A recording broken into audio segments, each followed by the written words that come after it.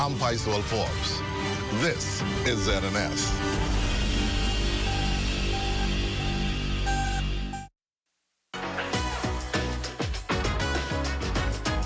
It's What's Trending with Jiminita Swain and the Bahama Beauty at the Broadcasting Corporation of the Bahamas from Studio A. It all starts right now. We've officially hit the midweek mark, so if your week's been flying by, you're right on track. And if not, don't worry, we're about to pick up the pace. It's Wednesday, March 18th, and this is What's Trending. I'm Jiminita Swain, and trust me, today is the day many of you have been waiting for.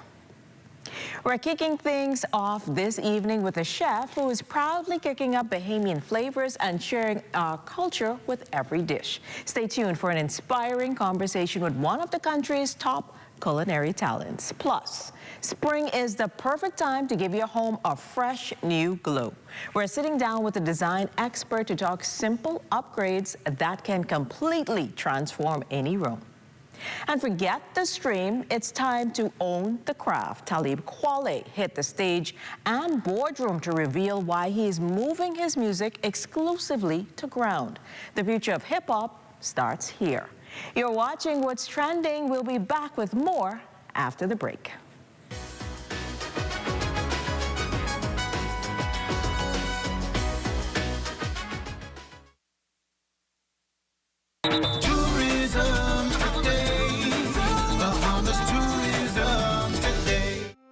At ITB 2026 in Berlin, the world's leading travel trade show, Director General of the Ministry of Tourism, Latia Duncombe, shared how the Bahamas' lifetime of islands was represented on the world stage. ITB 2026 for the islands of the Bahamas has been extremely successful, certainly very productive.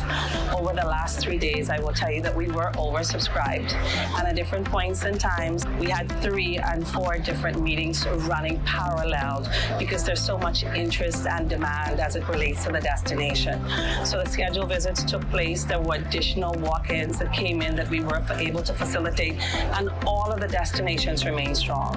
One of the things we find is that this market focuses on the entire destination, being enriched in the experience in the islands of the Bahamas, enjoying the sun, sand, and sea, yes, but also visiting the Bahamas beyond the shorelines, leaning into our culture, our history, our heritage, certainly the lifetime of destinations that we have to offer within the Bahamas. One visit, one island, one time is never enough. And these visitors, we find, explore the Bahamas again and again and again. High-end trade, travel advisors, they were updated on everything as it relates to the Bahamas. We leaned into the film industry and we highlighted all of the various James Bond film events that were hosted or captured or filmed in the Bahamas, looking at the scenery, looking at the activities. This year, 2026, is certainly a wrap, but the productivity, the efficiency, the results of ITB 2026 has really been phenomenal. For more tourism updates, visit Tourism Today or Bahamas.com. I'm Michael Miller, and this is Tourism Today.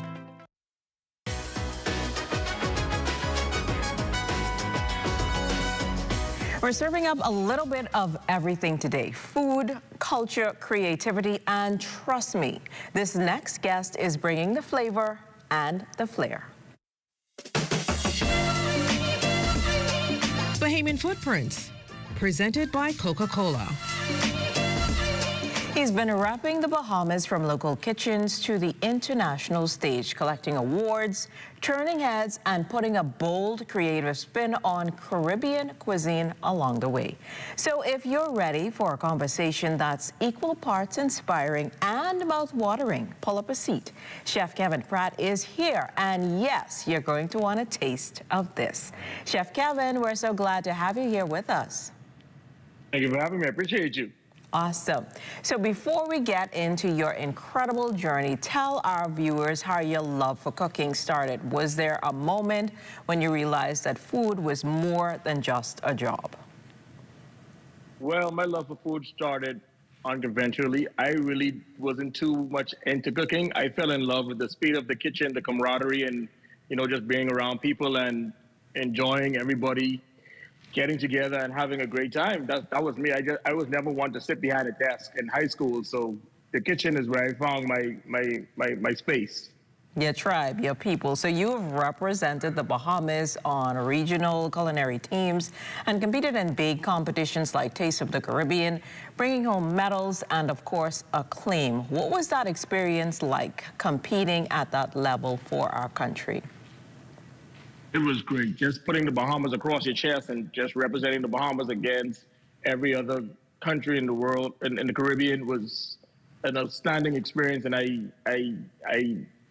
enjoyed every minute of it. And my teammates, my coaches, the Ministry of Tourism, everybody was A-OK. It was amazing, to tell you the truth. And your dishes are celebrated for showcasing Bahamian flavors. Right now, what's on your menu that you're most excited about, and what inspires these creations? Right now, right now, my menu consists of trying to, based off my clients that I cook for, it's anti-inflammatory, things like that. I'm more on the healthy side now. Our Bahamian food is a bit unhealthy, but I try to incorporate a lot of Bahamian flavors like guava and curry and things like that. That's gonna make them feel like I'm from the islands, from the Bahamas. So yeah, that's what I cook right now. So you've become a well-known culinary personality. How do you balance being a chef with appearing on TV, social media, or public events, and how does that influence the work you do today? Well, I love doing events with the Ministry of Tourism, especially. I love doing events. I like to put on my personality. I like to go around and bring the Bahamas to the world and let everybody know what we have to offer here in the Bahamas is far superior to any other country in the world. So I love that I balance it by, one, taking what I do in the kitchen and then showcasing it, and then my personality speaks for itself. I'm outgoing, I'm happy, and I just bring warmth to everybody. So that's what I got going on there. Awesome. So being a chef is intense. Of course, there's long hours, creativity on demand, and sometimes competition pressure. So what challenges have pushed you the most, and what wins are you most proud of? The challenges that pushed me the most were the ones that, the competitions, of course, like in New York City, I won Chef of the Year in 2018. That was a challenge that pushed me because it was like a gauntlet. It was a 6-day competition. It was rigorous. It was challenging. I cooked almost day in, day out, night to day. That was a gauntlet. So I'm really happy about that. And then I won the 40 under 40 in 2019. That was a great accomplishment on my behalf. And just, working with people, that's my big thing. The persons around me. I'm not one to say it's all about me, but I'm nowhere without people who put me in positions to get where I am today. So with your current work in the spotlight, what advice would you give to young Bahamians looking to follow a culinary career and maybe even create their own culinary brand? Work hard. Nothing is given to you. Everything is earned. You got to go out there and get it. Nobody's going to give it to you. Stay out of trouble. Listen to people who go to help you. Like all of that. When I was young, I thought I knew everything, and then when I got older, I realized I knew nothing. But everybody in your life who is there to help you, listen to them. Like, you have to work hard. Working hard is the top thing in this industry. Like, nobody's going to give you anything. Definitely some good advice there. So is there one dish or flavor combination that really represents Chef Kevin today? Something that's uniquely you? Well, my favorite dish I like to cook is the coconut curry grits and the guava braised short ribs. That's my go-to. I love that. And then seafood. I love cooking seafood. Being from the Bahamas and all, going by the dock, getting grouper and snapper and lobster. I I love cooking seafood. But the short ribs and coconut grits, that won me a few competitions. That sounds good. So looking ahead, what exciting projects, expansions, or collaborations are on the horizon that viewers should be watching out for? Well, I'm always in touch with the Ministry of Tourism. So whenever they call, I answer, and then obviously I did a collaboration with my clients and Airbnb just 2 days ago. So posted that. So that was a good collaboration that I did. So just hope whenever the opportunity arises, I'm willing and able to execute. Awesome. Well, Chef Kevin, thank you for a wonderfully rich conversation and for sharing both the craft and the heart behind your work. So thank you so much for representing us on your culinary talent on the regional stage to creating unforgettable dishes right here at home. So your journey continues to put the Bahamas on the map in a delicious way. So thank you so much for joining us today again. Thank you so much. I appreciate you for having me. Awesome. Well, still ahead, lighting tips that can help bring a fresh spring feel to your home. Stay with us.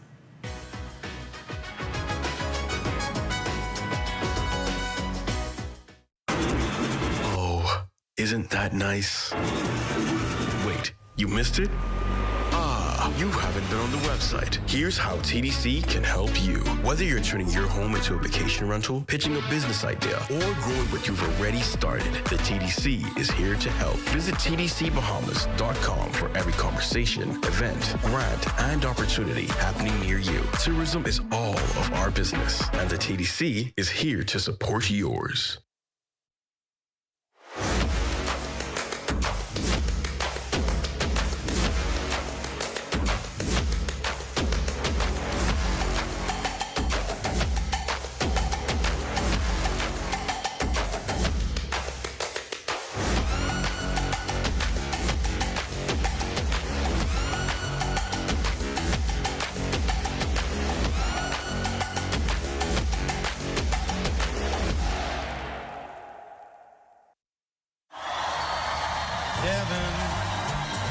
I'm in heaven, and my heart beats so that I can hardly speak.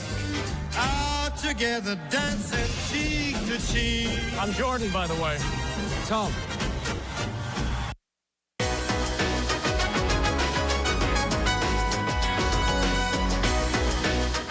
As the seasons change, many people start thinking about refreshing their homes, and one of the easiest ways to transform a space is through lighting. From creating a brighter atmosphere to improving both style and functionality, the right lighting upgrades can make a big difference. Joining us now is Carmel Luna, owner of Casa Luna Studios, to share some simple tips on how homeowners can get their space ready for spring. Carmel, thank you so much for joining us today. Thank you so much for having me. It's definitely a pleasure having you here with us. So spring is often seen as a time for refreshing and updating. So why is lighting such an important part of that updating process? Well, lighting really is like the cherry on top. You know, you could have beautiful paint colors, you could have beautiful cushions, but if you don't have the right lighting, the beauty of it won't really show. So you have to really think about the atmosphere lighting, not just your overhead lighting. So all of that has to be carefully thought about as well. And so for homeowners who want to give their space a quick seasonal refresh, what are some simple upgrades that they can start with? Well, for example, right here that we have on display, these are some battery operated lights. And usually you would see them in restaurants and hotels, but why not use it in your home? You know, you could put it on your table, on your nightstand even, on a shelf, and just with a click of a button, and you could even change the color temperature as well. Something super easy, affordable, anybody can achieve it. So that's just an example. That's quick and easy. So how does lighting obviously overall influence the lighting of a particular mood or room? Like you mentioned these very cute lights here, but what is the mood that the lighting creates as well? Well, something that I always mention is atmosphere, and mood lighting is actually called mood lighting. It's what makes you feel cozy, makes you feel homey. You don't want your bright lights on all the time, you know? So when you have certain areas of your home, maybe your favorite spot to read a book, you have your little light there, it's what makes you feel comfortable, just, you know, very nostalgic as well. Yeah. So are there any lighting trends that you are seeing right now that homeowners are really, really loving? I would say these little lamps that I brought, you would see them like online, on Instagram, on TikTok. You're gonna see them everywhere, and you're gonna see them more in people's home rather than just in commercial spaces. And then a lot of people are now adding like LED strips, but in a very soft way in their home, and then you could also get them battery operated as well. So that's what you're going to see more and more. And then of course more ambient lighting like sconces, things like that, and a lot of them are becoming battery operated for renter friendly options. And aside from the lighting aspect, obviously people try different updates as well. I see you have some appliances here, but what are overall trends that people can do to like just spruce up their home space overall? Well, something as simple as paint, and then what's really trending now and picking back up is wallpaper. I know back in the 80s you might think wallpaper is like what your grandma might have had in her home, but no, it's not like that anymore. There are so many beautiful styles out there. There's peel and stick wallpaper as well. So that is a simple option, inexpensive as well, renter friendly option too. And then these small appliances, you don't have to have an ugly toaster or coffee maker. These are definitely really super cute. Yeah, they're like a talking point that you can have in your home, and you could be happy to make coffee every morning with them. That will make it easy, right? Yeah. So for many people who may feel overwhelmed by redesigning their space, what advice would you give them when choosing items for their home?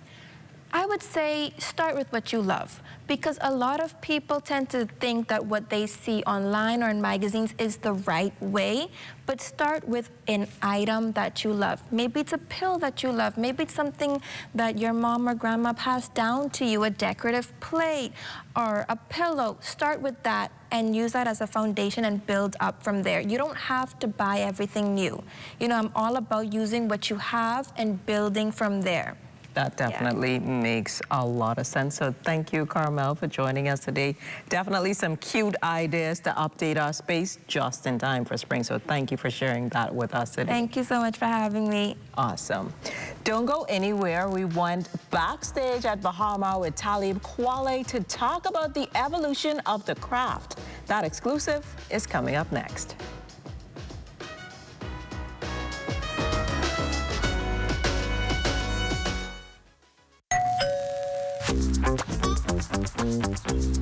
What you grabbing all these pizzas, boy? Wait, Marcos, wait. We have a special on all the large one topping pizzas, wait. Pineapple. All. Barbecue. All. Hey, VAT included, boy. I need the $10 special plate. How many would you like? 20 in it. Thank you so much, man. $10, that's it. The Marcos got that deal, boy.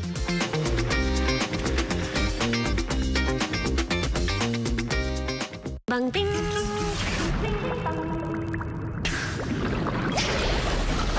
Ding bang ding. Ding ding dong. Bang bang bang. Ding bang ding. Ding bang ding. Ding ding dong. Bang bang bang. Ding bang ding. Ding bang ding.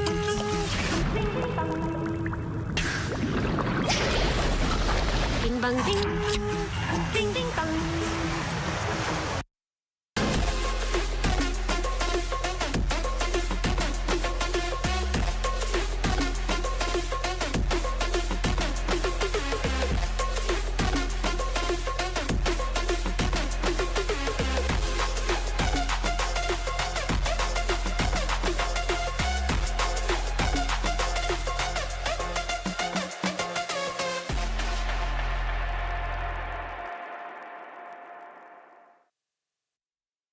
What's trending in business? Who's making major money moves? And how's it shaping your future?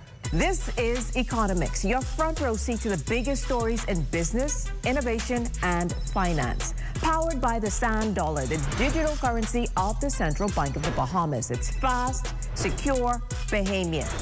We're breaking down the numbers, the news, and what it means to you. Tune in every Thursday at 6 p.m. for the trends, the insights, and the stories that matter.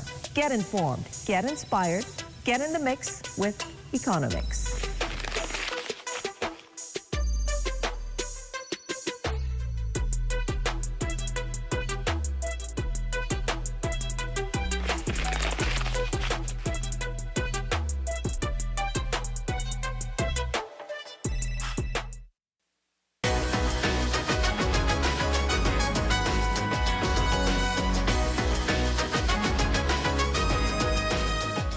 Most legends come for the sun, but Talib Kweli came for the stage. Since we couldn't keep her behind the scenes that particular day, our producer Davina Johnson sat down with the icon to talk business, ownership, and why he's ditching streaming giants. Here's that exclusive.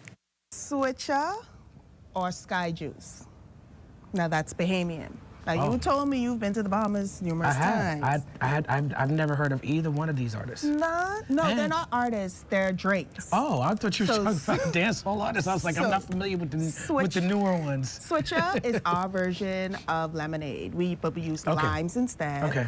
And Sky Juice is coconut water with gin. Well, I'm sure you've had Sky Juice at least. I've never had either one. I'm not really a gin person, but that sounds delicious. I am a coconut water person, so that sounds delicious. We put one of hip-hop's sharpest minds to the test, and let's just say his Bahamian IQ needs some work. But once we got past the delicacies, Talib Kweli found his rhythm in the 2-4-2. I have a great time every time I come to Nassau.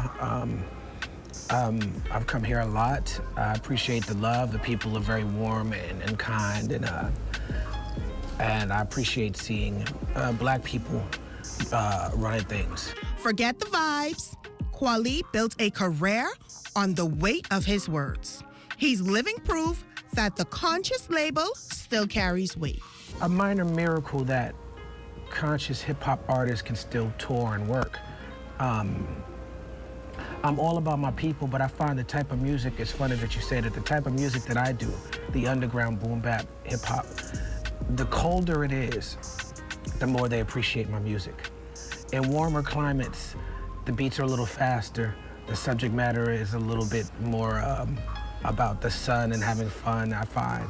And so you get, reggae, and you get like Pitbull type music that I feel like is more appreciated in warmer climates. So the reason that I'm so excited to be here in Nassau at John Baptiste's place is to perform my style of music for Black people. I don't get to perform here that often. I don't perform in the Caribbean at all really that often, not just in the Bahamas, but any island.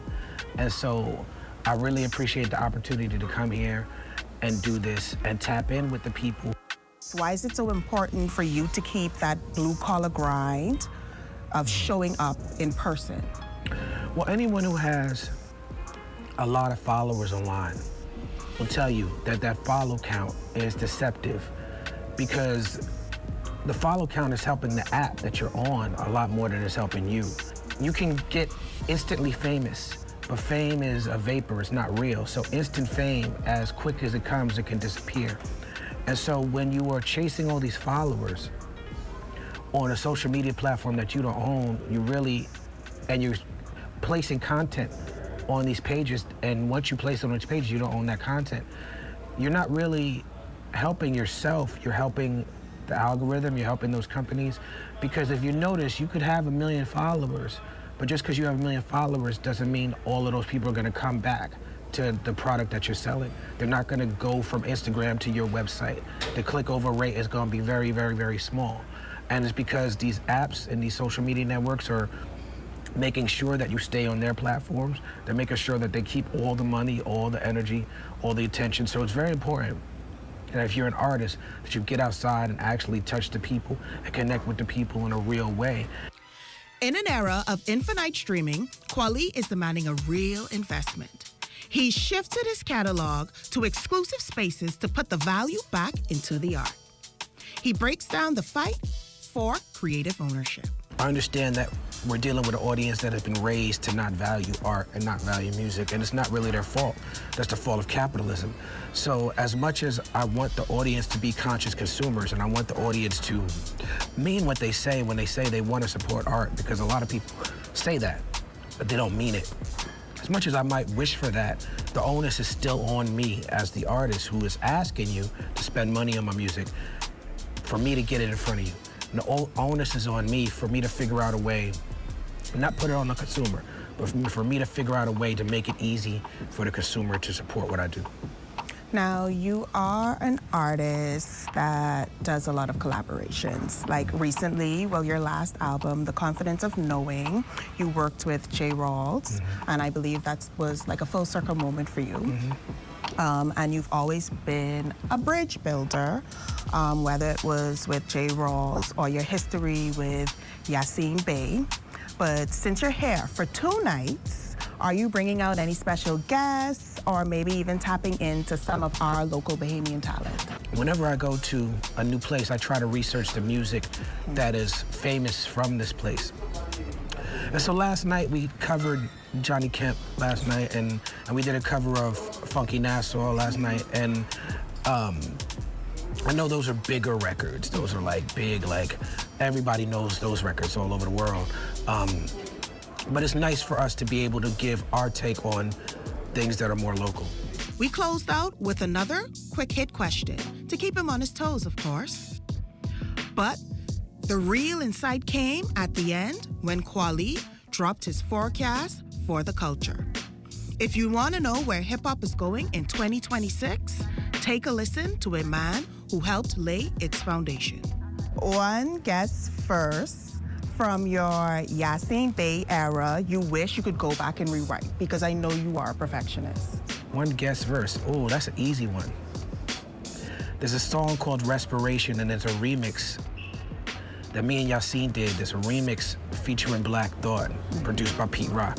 And Black Thought is such a great MC, and Yassine is such a great MC that I feel like I overwrote my verse on that song. I feel like I kind of overdid it because I was trying to impress them. What's the one thing you're most confident in knowing about the future of hip-hop? That we gonna be all right, like Kendrick says. I'm confident that hip-hop will continue to reprise its role as the true voice of the people. There's a lot of forces that want hip-hop to be toothless and want hip-hop to be safe. And when I say safe, I don't mean like not gangster. Like, because for a capitalist society, rapping about sex and violence and materialism is safe, because that doesn't rock the boat or doesn't shake up the system. So I think hip hop will continue to go in the direction of being conscious.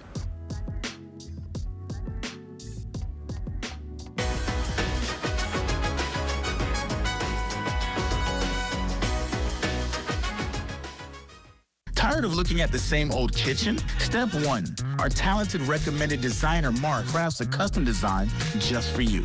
Step 2, once your design is ready, CBS Bahamas makes ordering effortless. Your dream kitchen is within reach. Step 3, our recommended installers bring your vision to life, ensuring every detail is perfectly in place. Sit back and relax as your dream space becomes a reality. Visit cbsbahamas.com and start bringing your home improvement dreams to life today. Heaven, I'm in heaven, and my heart beats so that I can hardly speak. Out together, dancing cheek to cheek. I'm Jordan, by the way. Tom. What's trending in business? Who's making major money moves? And how's it shaping your future? This is Economics, your front row seat to the biggest stories in business, innovation, and finance. Powered by the Sand Dollar, the digital currency of the Central Bank of the Bahamas. It's fast, secure, Bahamian. We're breaking down the numbers, the news, and what it means to you. Tune in every Thursday at 6 p.m. for the trends, the insights, and the stories that matter. Get informed, get inspired, get in the mix with Economics.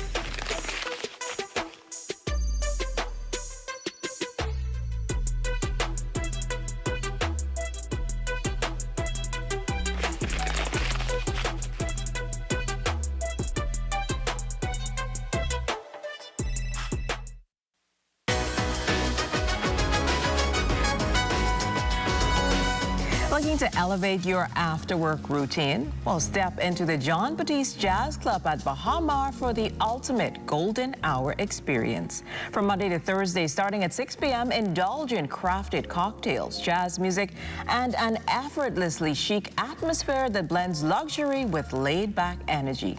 So whether you're unwinding or turning up, this is where the night begins. Gather your crew, sip in style, and let the rhythm set the tune. On Economics this Thursday, a business owner shares how the sand dollar is transforming the way we do business. Well, thanks for watching. Stay connected with us on Instagram at What's Trending on ZNS. We'll see you tomorrow at 6 p.m.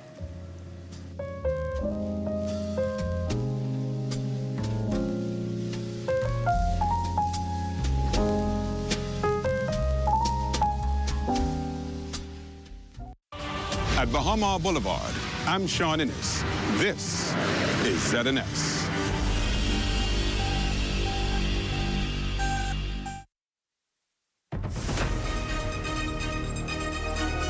This is the Bahamas Tonight. The Northern Edition has a look at stories making news tonight. A member of the Coalition of Concerned Citizens is backing the recent tribunal ruling. Also, residents informed on criminal record expungement at the first town hall held in West Grand Bahama. And police are investigating a suspected case of arson in 8 Mile Rock. The Bahamas Tonight Northern Edition starts now.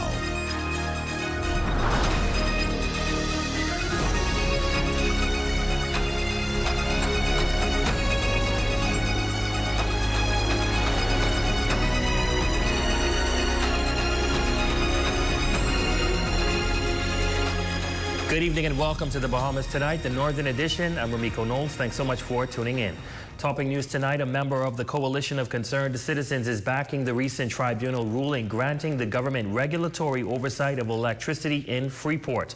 The group, which has long advocated against rising power costs on Grand Bahama, says the decision, coming amid an ongoing court battle between ERCA and the Grand Bahama Port Authority, could ultimately lead to lower energy costs for consumers. Pending the outcome of that court matter, questions are also being raised about whether increases previously approved by the Grand Bahama Port Authority could now be revisited or rolled back under ERCA's authority. We have more details in tonight's top story.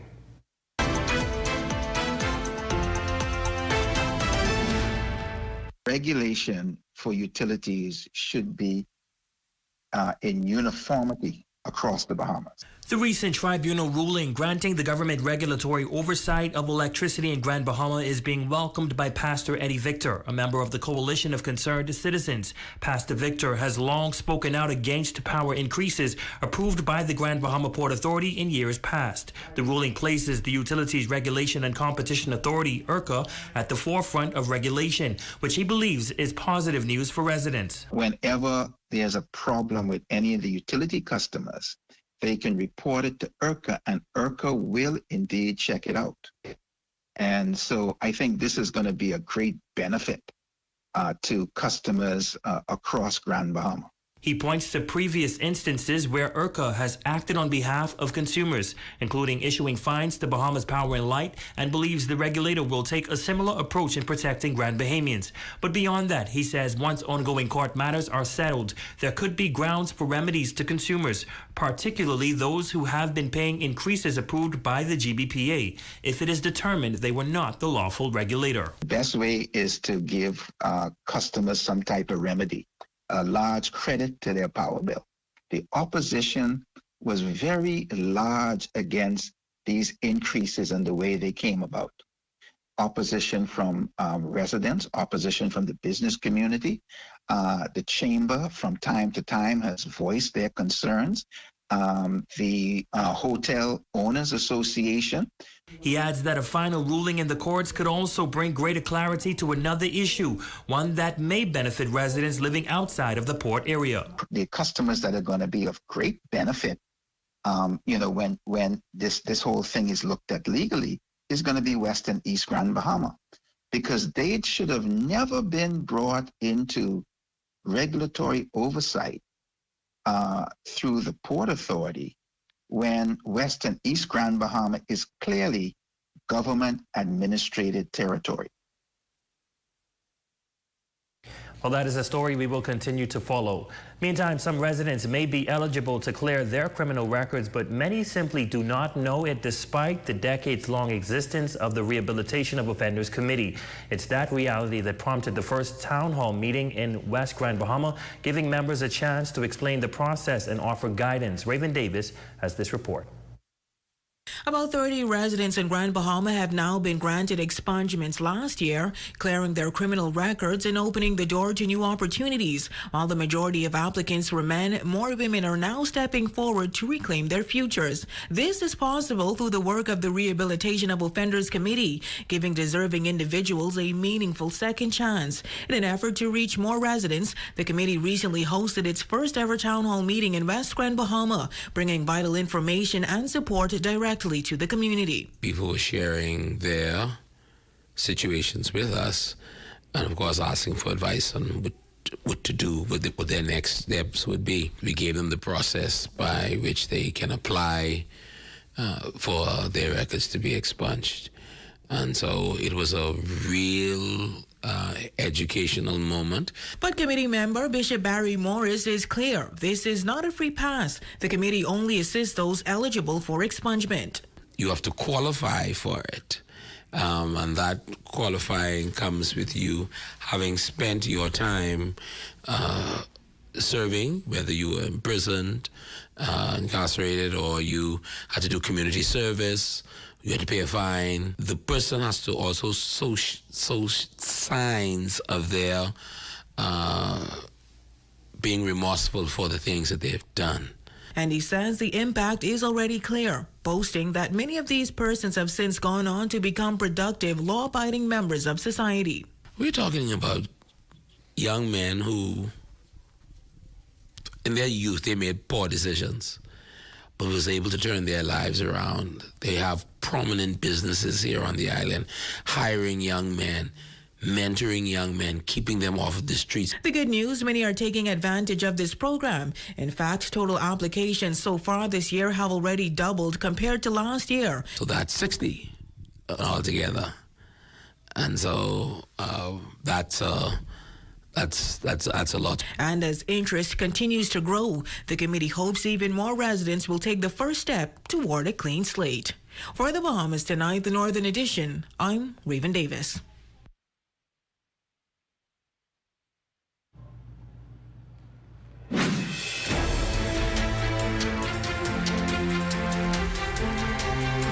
A private logging operation in Abaco is turning hurricane-damaged pine trees into valuable lumber. Forestry officials saying the effort could generate hundreds of thousands of dollars for the government while creating jobs for Bahamians. Here again is Raven Davis.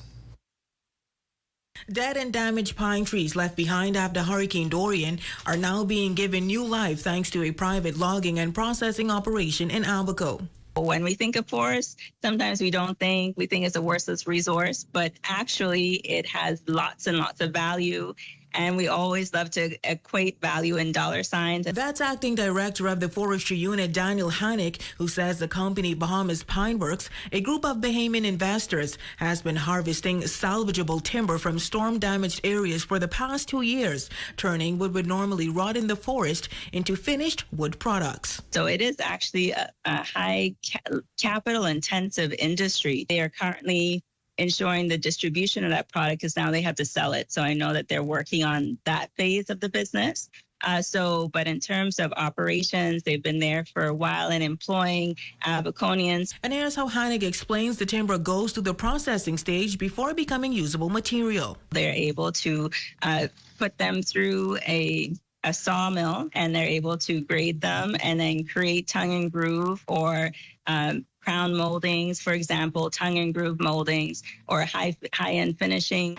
Overall, she estimates the effort could generate between $200,000 to $300,000 annually. Forestry officials also say the projects could expand to Grand Bahama Island, where acres of pine forest were impacted by Hurricane Dorian. There has been some interest, and so one or two of the companies that have been interested in doing that, we're trying to work with them to see what level we can assist and how to make that a reality.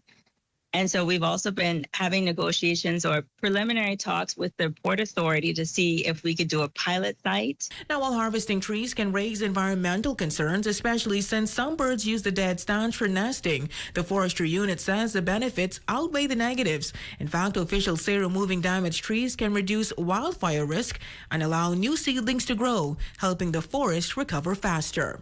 For the Bahamas Tonight, the Northern Edition, I'm Raven Davis. Just one station. A suspected case of arson in 8 Mile Rock has left 2 vehicles completely destroyed and 1 woman searching for answers. The early morning blaze now under investigation as police work to determine who may be responsible. Sherelle Dames has this report. Residents in 8 Mile Rock were forced out of their sleep after a sudden blaze erupted outside the apartment of Anne-Marie Gibson, leaving 2 vehicles destroyed. Gibson says the alert came from a nearby officer, but by the time help arrived, it was too late to save them. The police lady next door in front of us, she come and bump on all of us door and wake up all of us because there's plenty vehicle right there. And she told us that our car was on fire. And she really saw what happened. She saw the fire and she saw the glass them already break out. The owner of the vehicles, Anne-Marie Gibson, says the incident comes after a previous act of damage just weeks ago. Now she is left frustrated, confused, and searching for answers. I don't know who I want me that much. I'm from Jamaica. I don't know no one in the Grand Bahamas. I never heard no one in the Grand Bahamas. I just moved here 4 months ago, 5 months ago. I don't know no one and I have nothing. I'm a sufferer. Then damage the car and break out 3 windows. I fix them back. I didn't charge no one. I take my last. That was like 1 month ago.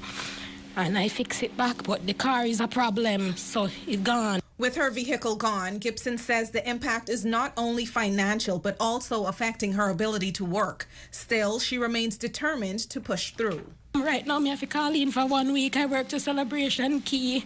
This is how they want me. This is how they want me in the Grand Bahamas. But I hope you all happy with it. Me, I go get round. God, go help me. I'm a striving woman. That will never come out of me. I will not stop fighting. Now, police say no suspects have been arrested and this matter is still under active investigation. For the Bahamas Tonight, the Northern Edition, I'm Sherelle Dames. And still to come.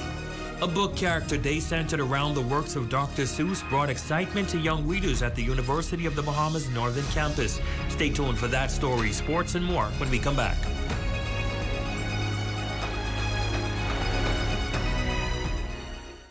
There are some things that are undeniably Bahamian. A good count salad, junkanoo, the way we worship, the way we take care of one another, all undeniably Bahamian. And right in the midst of our iconic things, places, and people is Commonwealth Bank. Increasing access, sponsoring dreams, working alongside Bahamians to increase the quality of their lives for more than 60 years. Commonwealth Bank, nothing more than being Bahamian. Commonwealth Bank, leader in personal banking services. Come on down and see what Dolly Madison has in store for you.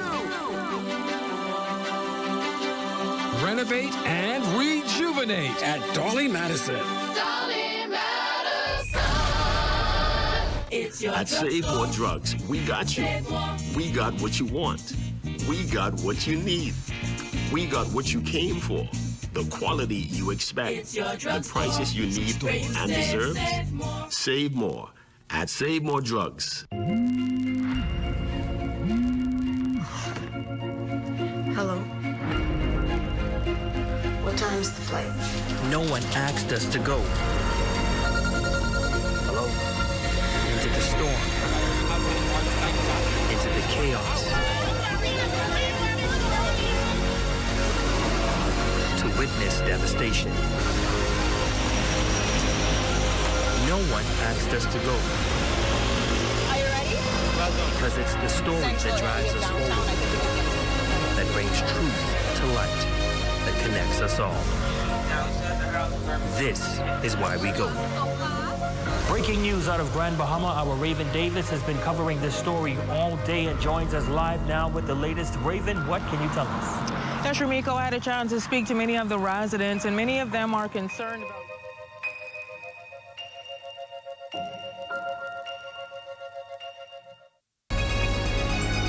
Your #1 team in the North. Only the sun covers the Bahamas better. Welcome back. A book character day centered around the works of Dr. Seuss brought excitement to young readers. The University of the Bahamas Northern Campus Education Awareness Society hosting the event, welcoming first graders from Walter Parker and Freeport Primary School for a fun-filled day. This event is made to foster awareness and a love for reading, because literacy is very important. We want our young readers to be very enthusiastic and have a love for reading at a young age, because we know the foundation starts and they're all in lower primary, so the foundation has to be set there.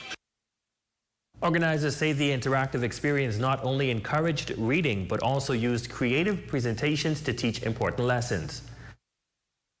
It is important because it helps children with literacy, and we know that literacy is important in the schools.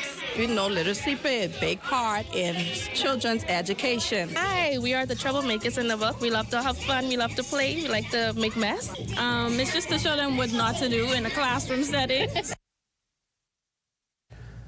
Well, she is known across Grand Bahama as a powerful woman of faith and a prayer warrior who has touched many lives. But behind that strength is a story filled with illness, loss, and moments where doctors say she should not have survived. Tonight in our Defying the Odds series, our Sherelle Dames shares the story of how one woman continues to stand strong and give God praise through it all.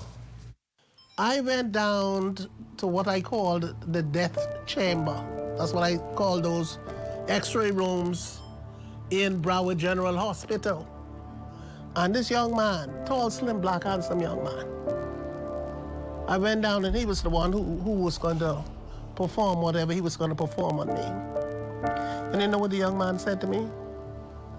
Mrs. Capron, I have to explain to you that we're going to put you in this machine and there's a long needle going to come down. And if I miss by any degree, that needle will go through your heart and you're dead.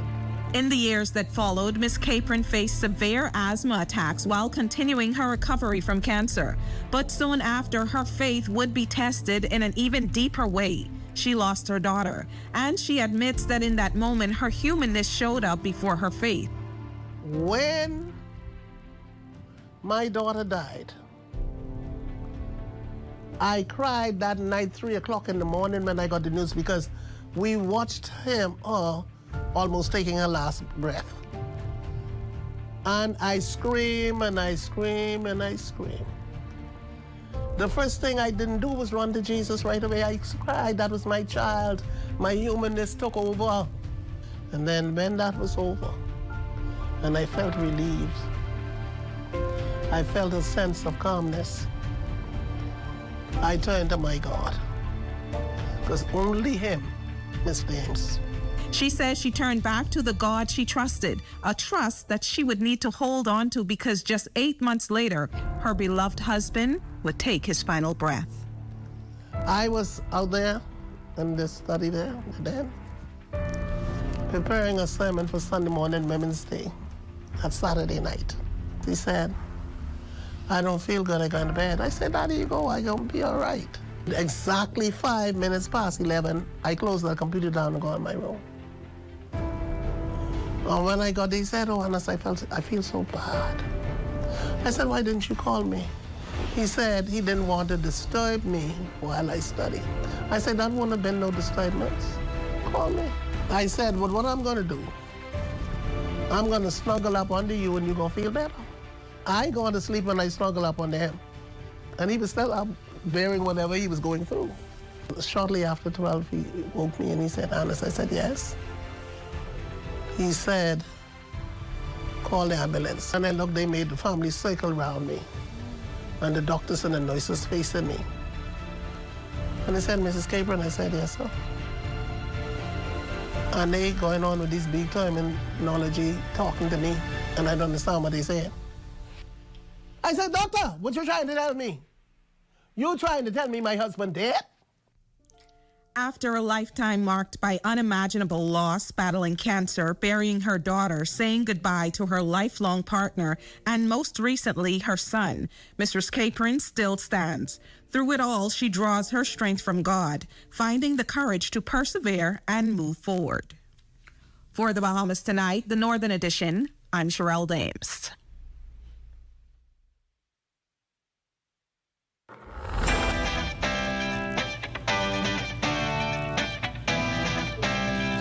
Our Facebook friend of the night is Emilia Russell. Hope you enjoyed your day. Didn't see you to work today, so that means you had a good day. And that's the Liquor Stories making news. Shane, what's happening in sports? Well, Falcon Nation has a whole lot to celebrate now that their girls are the junior and senior girls basketball champions. All right, that's coming your way next. Be sure to stay tuned for that. We'll be right back after this break. Good point, because listen, think about all.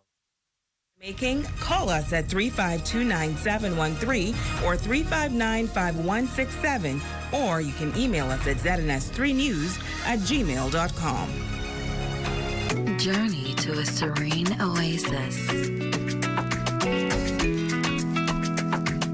Relax. Rejuvenate.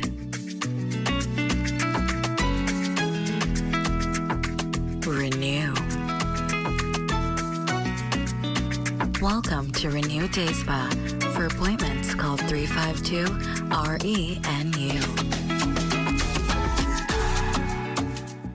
Get ready, Grand Bahama. Freeport Fashion Week is back, and it's bigger, bolder, and bursting with color. From show-stopping silhouettes to unforgettable runway moments, local designers take center stage as dreams come alive at the Stoned Crab Tano Beach. Don't miss the opening night fashion show on March 20th at 7 p.m. Tickets are on sale at the Grand Bahama Port Authority headquarters and the Stoned Crab Restaurant. All proceeds will go to support sewing and fashion programs at our local high school. Freeport Fashion Week 2026. Dream in color.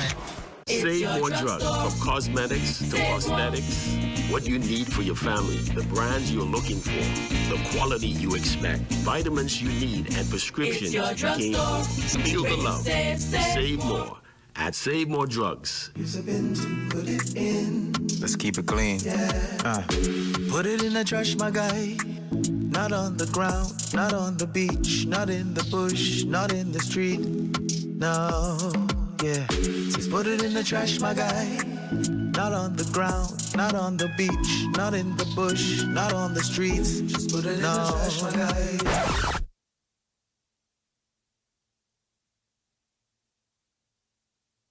Bombastic side eye. Criminal offensive side eye. Put it in the trash. Put it in the trash. That's it, that's it. Put it in the trash. Just put it in the trash. Put it in the trash. That's it. Just put it in the trash, my guy. Not on the ground, not on the beach, not in the bush, not in the street. Just put it in the trash, my guy. Yeah. Just put it in the trash, my guy. Yeah. We just gotta keep Grand Bahama clean.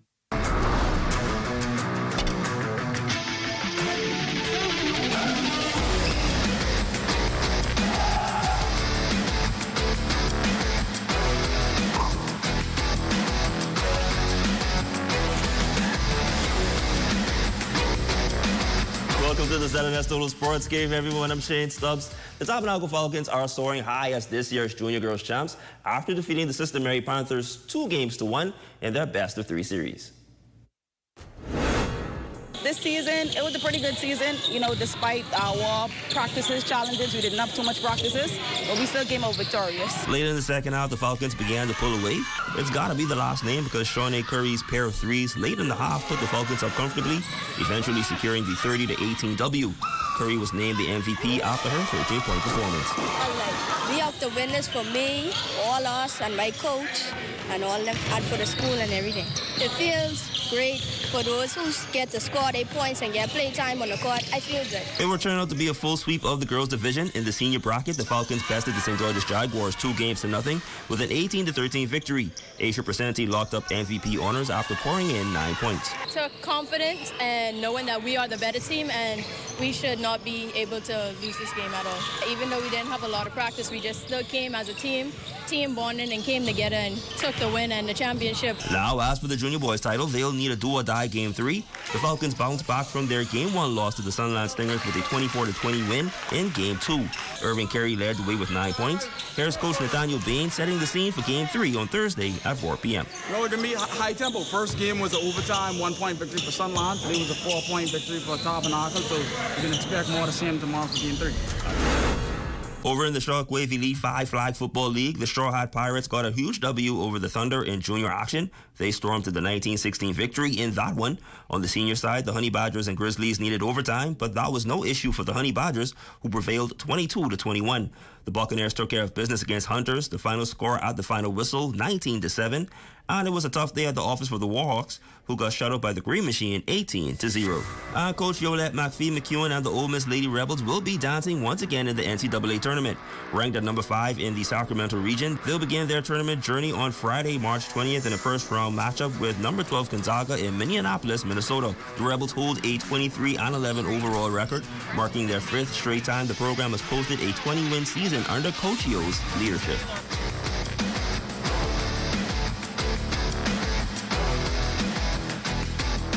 I know the rain put a damper on Island sports today, but it continues tomorrow at 9 a.m. at the Grandmama Sports Complex. Be there or be square.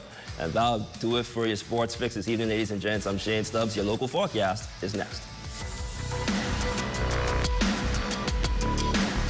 Tonight's weather forecast is brought to you by Royal Star Assurance. 'Cause it's so beautiful.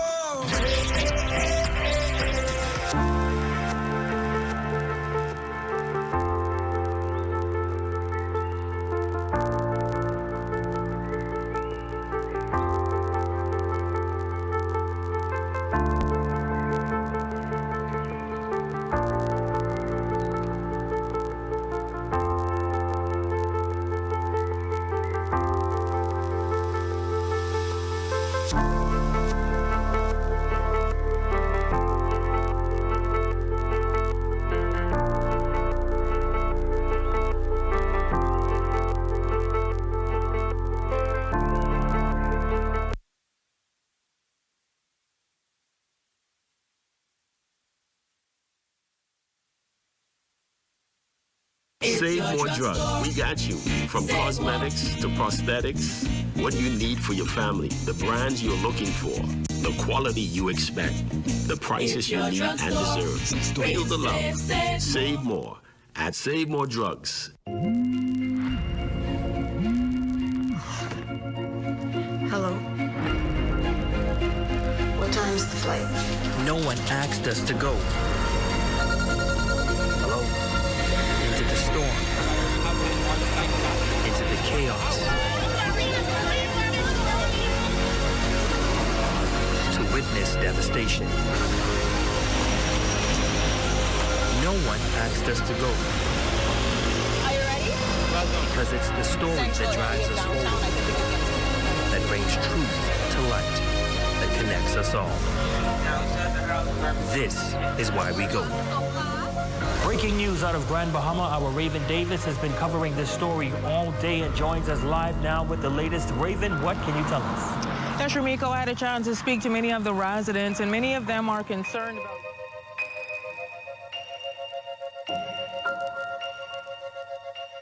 Use a bin to put it in. Let's keep it clean. Yeah. Put it in the trash, my guy. Not on the ground, not on the beach, not in the bush, not in the street. No, yeah. Just put it in the trash, my guy. Not on the ground, not on the beach, not in the bush, not on the streets. Just put it in the trash, my guy.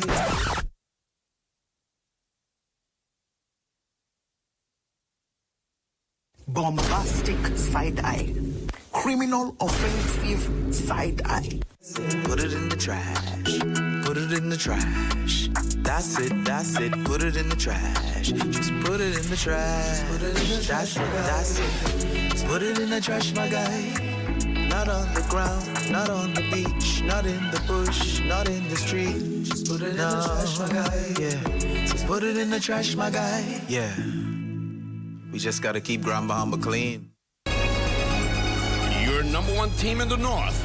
Only the sun covers the Bahamas better. Well, Shane, Island Sports is happening at the Grand Bahama Sports Complex. You had a chance to go there. Who are some of the favorites? Listen, I think Hugh Campbell should definitely be in the picture. Walter Parker, of course. Maybe Lewis Yard. You never might sprinkle in some dark horses in there. All right, now who your favorite is? I would say St. Paul's, but I don't know how that's going to turn out. St. Paul's, we see what happens. They got kids and Hugh Campbell. Go alma mater. Hugh Campbell. That's your alma mater? Yes. All right, there you go. Hugh Campbell, bring it home. Please, St. Paul's, do something. That's going to do it for us here in the North. I'm Ramiko Knowles. I'm Shane Stubbs. Thanks so much for watching. Here's a live look at the Bahamas tonight. Coming your way next.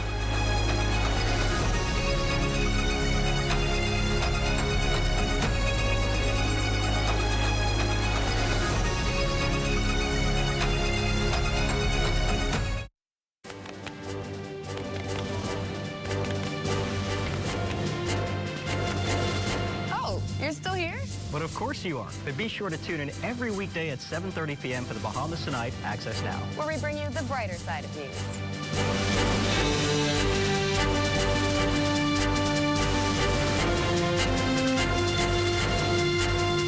Join us for the Bahamas Tonight Access Now, weeknights at 7:30 p.m. We'll lead off with this report. This one is a good one to lead off with for Sunday. Your weekend news just got better. Exciting features, good vibes.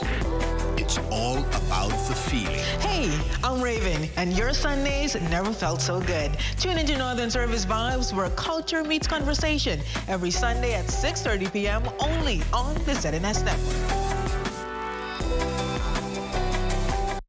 At Rusty Bethel Drive, I'm Paisol Forbes.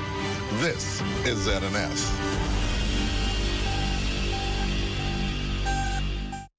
Coming up in the Bahamas tonight, a frank discussion between the Prime Minister and grocers as the raging Middle East war takes a bigger bite out of consumers' pocketbooks.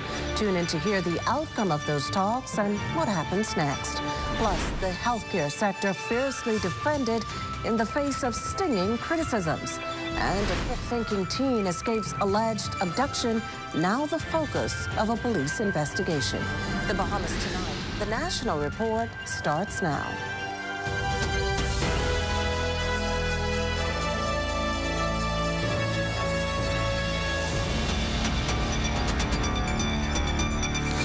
Good evening, everyone, and welcome to the broadcast. The government publicly condemning the opposition's months-long claim of fraudulent passports as one of desperation. Addressing the issue in the House of Assembly this afternoon, Prime Minister the Honourable Philip Davis said a list submitted today by opposition leader Michael Pintard of persons possessing bogus passports or voters' documents should be handed over to the appropriate authorities. But instead, he said the opposition is using the information with the wrong intent.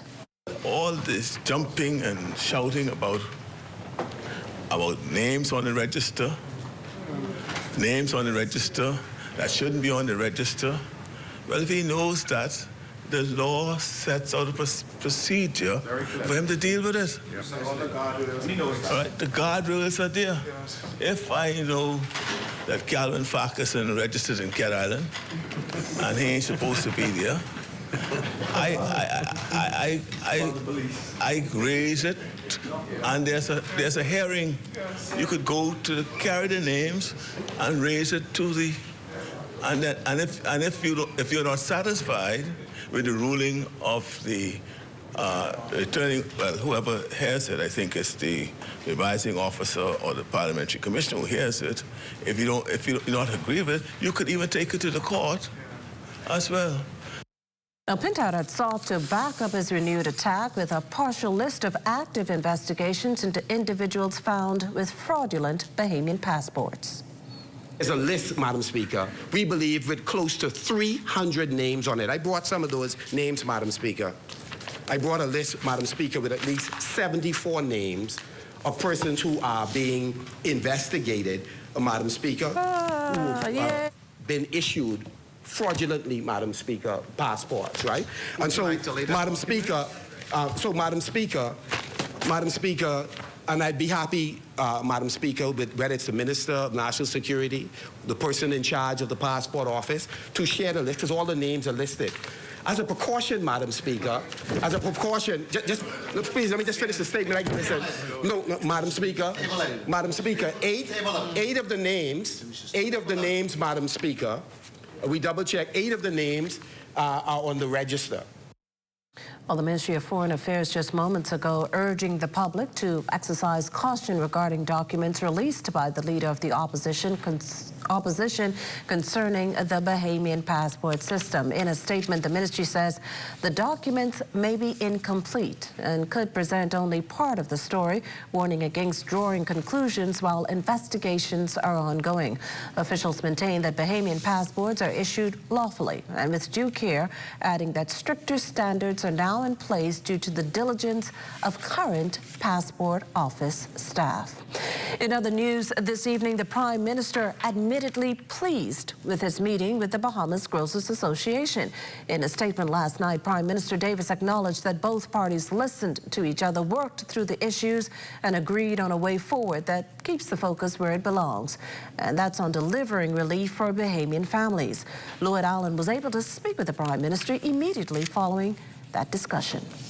We had a wonderful meeting, and we think we have settled a pathway to resolve whatever the issues are. Those comments coming in from Prime Minister the Honorable Philip Davis following that Tuesday meeting with grocers across the country, a part of the Retail Grocers Association, as well as executives from the Inland Revenue Department and the Financial Secretary at the Ministry of Finance, that taking place at the Office of the Prime Minister. That meeting, lasting just over an hour, gave grocers an opportunity to express to the Prime Minister their concerns of that adjustment set for April 1st. Now, according to Super Value President Deborah Simonet, while for the most part grocers will be prepared for the adjustment, there still remains the outstanding matter of filing VAT return. That's set for grocers across the country come May 15th. It's just the VAT return that we are kind of anxious about right now, because there will be additional work for that. Now, while grocers were tight-lipped following that meeting, Simonet informed our news team that the meeting was progressive. However, a follow-up is expected before the VAT filing deadline. Prime Minister the Honorable Philip Davis, meantime, released a statement immediately after that meeting saying, quote, "I believe that even when challenges are tough, progress is possible when we sit down together, speak honestly, and stay focused on the people who sent us here to work on their behalf. I believe in partnership, I believe in practical action, and I believe in building on the progress we have already made for the Bahamian people." The Prime Minister added Tuesday's meeting was another example of that approach in action. For the Bahamas Tonight, I'm Lloyd Allen. Well, meantime, it may soon cost a lot more to drop anchor in the Bahamas as rising fuel prices begin to ripple through the marine sector. Our Leah Cooper has that story. As tensions in the Middle East continue to push oil prices higher, one fuel supplier says that the impact isn't coming. It's already here and it's hitting fast. Actually, they have already started to increase. You could see that for jet alone, it's about 30 times higher in premiums compared to like 3 weeks ago. And I can tell you that diesel is not too far behind. That's Rubis Bahamas Managing Director Micah Knowles, and the warning is clear. This isn't just an airline problem. Ultra-low sulfur diesel, the fuel that keeps boats moving, is climbing right alongside it, meaning getting to the Bahamas by sea could soon cost a lot more too. I know the prices have been an issue for most boaters, and the taxes and tariffs.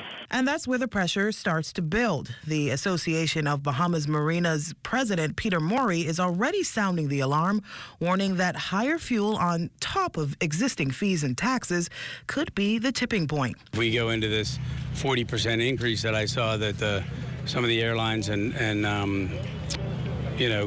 other commercial businesses announce, it's going to really make an impact. I mean, I think our season's over if that happens. Hopefully we don't see a 40% increase. In other words, this isn't just about higher prices. It's about whether boaters come at all. And even if global tensions cool off, the relief may not come right away. Because when they start to produce more crude oil again, of course, prices are going to go up again. So even after the conflict ends, the cost may continue to rise, leaving small countries like the Bahamas caught in the wake. For the Bahamas Tonight, I'm Leah Cooper. Well, thanks, Leah. We can also tell you tonight that tourism officials are bracing for the possibility of the country's #1 industry taking a hit as a result of the war in Iran. Already, local airlines are saying they intend to add a fuel surcharge to ticket prices due to the surging cost of oil. While the Bahamas had another record year with 12.5 million visitors in 2025, Deputy Prime Minister, Minister of Tourism, Investments and Aviation, the Honorable Chester Cooper, says officials are prepared to pivot as the cost of fuel and overall travel increases. There's uncertainty in the world, but when there's uncertainty in the world, people tend to travel closer to home. They want to go on vacation still, but they travel nearby. So I anticipate that many of the Americans who may have gone farther away from home will now consider shorter trips to the Bahamas, which will be less expensive, relatively speaking, nearer to home, which creates more certainty in terms of, or less uncertainty. But the reality is that these are challenging times. The tourism minister says with the war in the Gulf compounded with the ongoing war in Ukraine, officials will have to monitor the situation closely. Bahamas Air and all of the other airlines must contend with the increase in the cost of fuel. So I expect that it will have some impact. Suffice to say, we've started off extremely well this year. The numbers are doing very well. Forward bookings are looking good. So, we're hoping for the best. Jet ski operators are again in the spotlight, and for all the wrong reasons, after a recent incident raised the concern of the U.S. ambassador to the Bahamas. Cleopatra Murphy tells us more. Jet ski operations in the country sparking growing concerns, but Deputy Prime Minister and Minister of Tourism, Investments and Aviation, the Honorable Chester Cooper, is hitting back at what he says is an incorrect assessment of the country's efforts to regulate the industry. The reality is there's been steady and consistent work. It is not accurate to say that there have been delays in the work of the agency task force. Can we do more? Absolutely. There's a lot of ground to cover. We have a lot of guests who are coming to our island. There are a myriad of places they can access jet skis. And in areas where we know that jet skis operations frequent, we try to have an active presence. His comments come as Ambassador to the Bahamas, His Excellency Herschel Walker, called on agencies to implement without further delay the comprehensive plan for safety reform submitted by the multi-agency jet ski task force. The request follows yet another report on Monday of an American tourist who says she paid for an island excursion with friends, then accepted a ride from a jet ski operator who took her to a nearby sandbank and allegedly sexually assaulted her. While police have a 29-year-old man in custody, it has since been confirmed it is not a jet ski operator, but someone who worked with a licensed operator. One incident in the Bahamas of this nature is unfortunate, and my first response is to send out support and prayers for the alleged victim and the family. Currently, regulation for the jet ski industry falls under the Ministry of Transport, but such incidents impact tourism, played an active role in the creation of the multi-agency task force. The Tourism Development Corporation had donated multiple jet skis to be able to support law enforcement, the police and defense force, to really monitor and enforce what's happening on the seas. Minister Cooper says officials try to continuously have an active presence on Paradise Island, Long Wharf, Junkanoo Beach, Goodman's Bay, and Cable Beach, while efforts are being extended to Bimini. Under regulations, jet ski operators must obtain a Class D license from the Port Department, undergo extensive background checks, remain at least 200 feet from shore, except at designated access points, and they cannot enter hotels with guests. Jet ski operators are to wear visible identification and company-issued uniforms, while they are also barred from riding with guests. We have made considerable adjustments and enforcement protocols. We've made a lot of improvements, particularly at Junkanoo Beach with call-up systems, etc. And we will continue to do just that. For the Bahamas Tonight, I'm Cleopatra Murphy. On the political beat, the Free National Movement ratifying its final two candidates tonight. The exercise comes as the opposition readies itself for its official campaign launch on Saturday, March 21st at the Bahama Resort. We'll have full report on tonight's Free National Movement final ratification exercise in tomorrow's newscast. Coming up, stinging criticisms of the public health care system getting a response from the Health and Wellness Minister. You're watching the Bahamas Tonight, the National Report. There's more news in a moment. There are some things that are undeniably Bahamian. A good count salad, Junkanoo, the way we worship, the way we take care of one another, all undeniably Bahamian. And right in the midst of our iconic things, places, and people is Commonwealth Bank. Increasing access, sponsoring dreams, working alongside Bahamians to increase the quality of their lives for more than 60 years. Commonwealth Bank, nothing more than being Bahamian. Commonwealth Bank, leader in personal banking services. I just found out that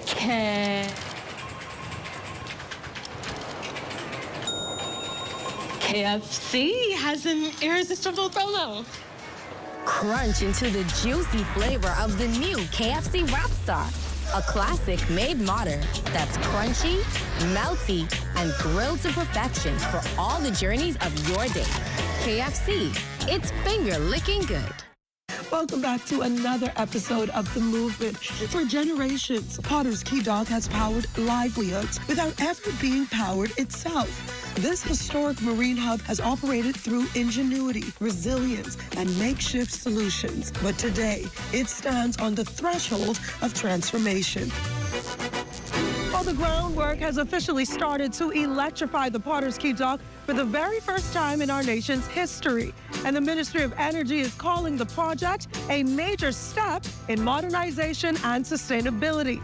The Ministry of Energy is now laying the groundwork to electrify the dock for the very first time. And leading the charge is Energy Minister JoBeth Colby Davis, who toured the site meeting with vendors whose daily lives stand to benefit from this long-awaited upgrade. I think all the vendors are grateful for it because we use sometimes 4 or 5 generators a year. And we say thank you to the minister. So today, this project means access to reliable and sustainable power to continue to grow their businesses. The electrification project is being led by the Ministry of Energy, working alongside Bahamas Power and Light, the Ministry of Agriculture and Marine Resources, and the Ministry of Works. This new system will introduce lowering operational costs and environmental impact over time. Each individual stall will have their own dedicated meter. We are also installing spare infrastructure for the next 20, 30, even 40 years. The Ministry of Energy is so proud to be at the forefront of this national and historic initiative, and we invite everyone to celebrate the electrification of Potter's Key Dock. Now, vendors say that more reliable electricity changes everything. But of course, the Ministry of Energy says that this project is just a part of a more elaborate plan to make the Bahamas into a more energy-efficient place.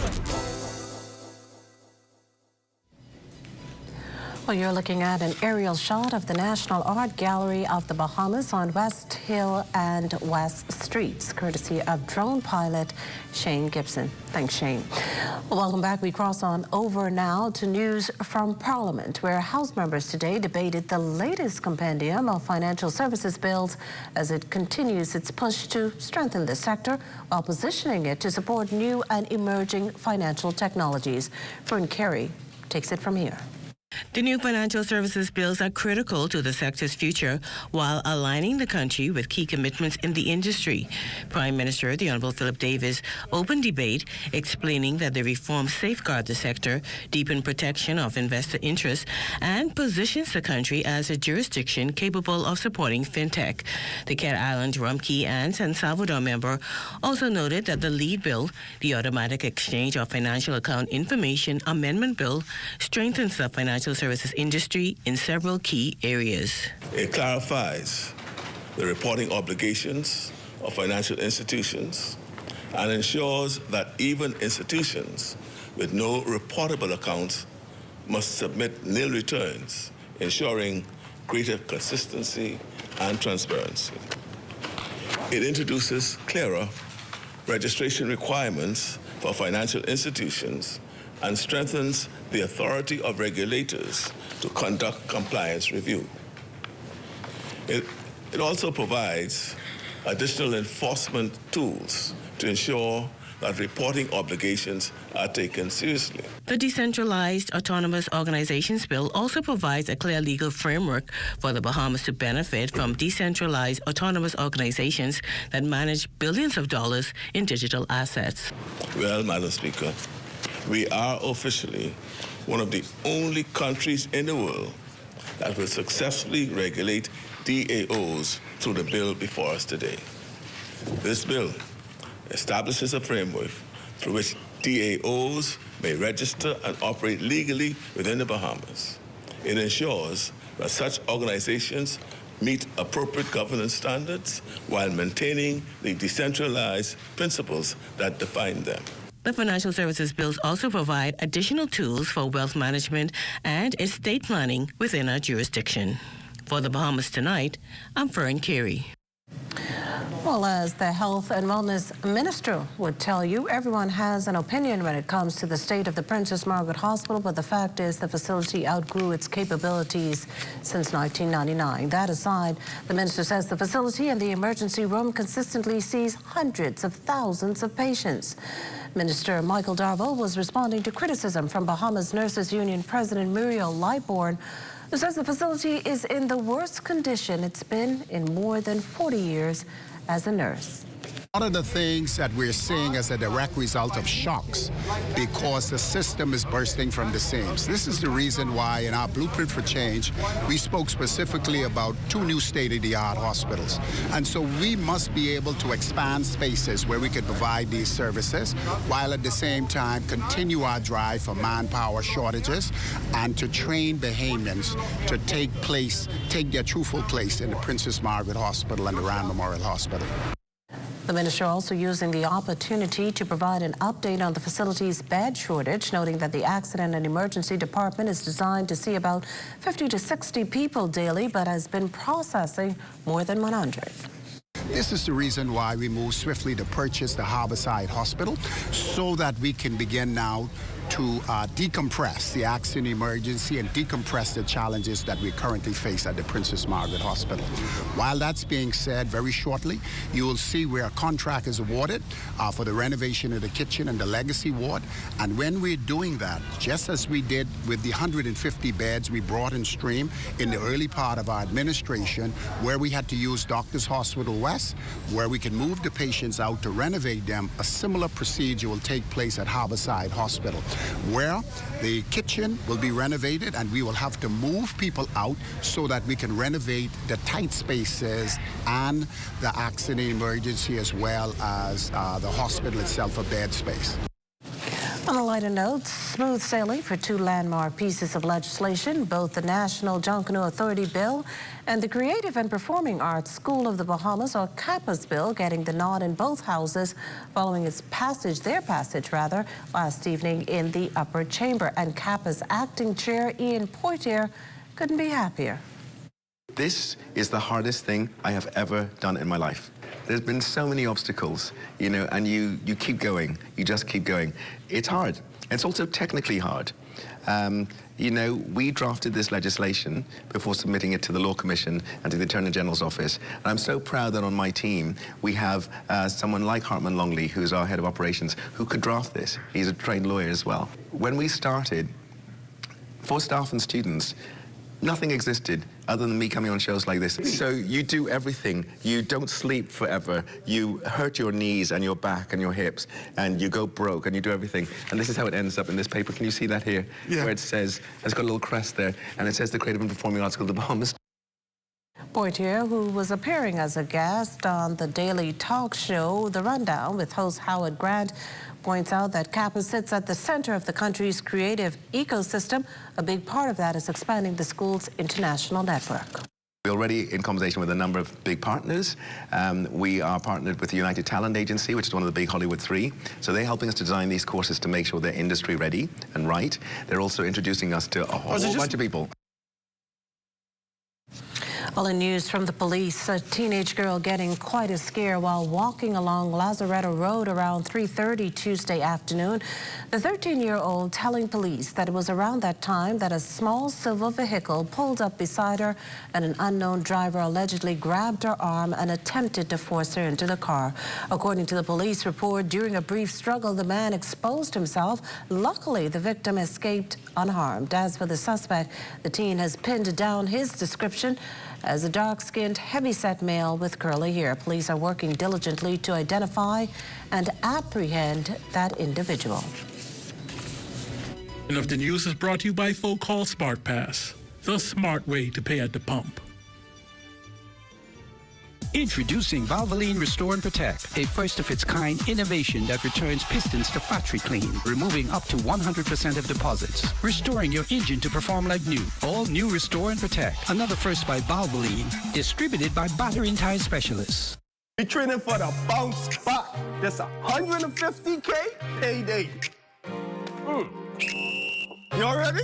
You want to walk for this or you want to run for this? Good pace, good pace. Not too much water. Put that parlay in. Put that in. You know, Jalen Bronson disappointed us last time. You spin, right? It don't look so. It's 10K. It's the Bounce Back 150K payday. Visit islandluck.com for more info. Island Luck. Winners live here. Introducing the Easy Renew portal, brought to you by the National Insurance Board. Renewing your national insurance card has never been easier. I can renew our cards right from the comfort of our home. And it's so convenient. Wow. Whether you're at work or studying hard at the library, even when you're on the go or enjoying retirement. This is so easy. Day or night, the Easy Renew portal is there for you. Easy Renew portal. Convenience at your fingertips. Throughout our lifetime, we must all make decisions. No matter how we choose, the right one just needs to be made. Like having J.S. Johnson Insurance Agents and Brokers as your insurance partner. We've been serving the Bahamas for over 100 years. Whether you need home, motor, marine, or commercial insurance, make the right decision. Call 397-2100 or visit jsjohnson.com. JS Johnson Insurance. Peace of mind.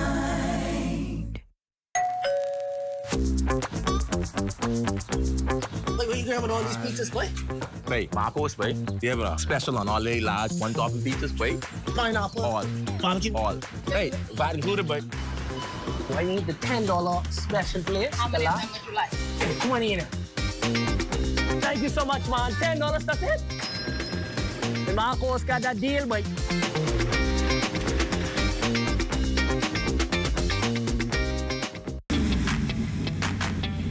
Introducing the Focal Smart Pass app that helps you to fuel up faster. Here's how it works. Download the app on the App Store or get it on Google Play and create your profile with payment details. Visit your nearest Shell station. Open the app, scan the pump's QR code, select your payment amount, and begin fueling. Say goodbye to cash and cards because the Focal Smart Pass offers secure and convenient payment options right at your fingertips. Download Focal Smart Pass now and fuel up faster today. Over now to Royston and Marlena, who join us live for a sneak peek of Access Now. And I see Royston and Marlena are looking every bit of spring while I'm over here, like Royston puts it, looking dressed for the weather, or as Marlena put it. What's up? You gotta lean into it. Yes, the rainy weather. Well, Makushla, we've got the Bahamas Primary School Student of the Year Foundation head with us tonight. Now, I know I was never nominated, but I have one quick question for both of you. Sure. What was your report card note? For me, mine said, has a lot of potential, but easily distracted. Like any journalist report card. I was distracting others. Talk too much. Yeah, great in class, finishes early, but then distracts everyone else. And I was like, I'm sorry, I will read a book. What about you, Kush? I think I remember it being talk too much. I think I remember. And look at us now. No, right? Look, it's now a gift. Yep, a gift of the gab. Well, it keeps on giving. Tonight. Stay with us, the Bahamas Tonight. The National Report continues after this.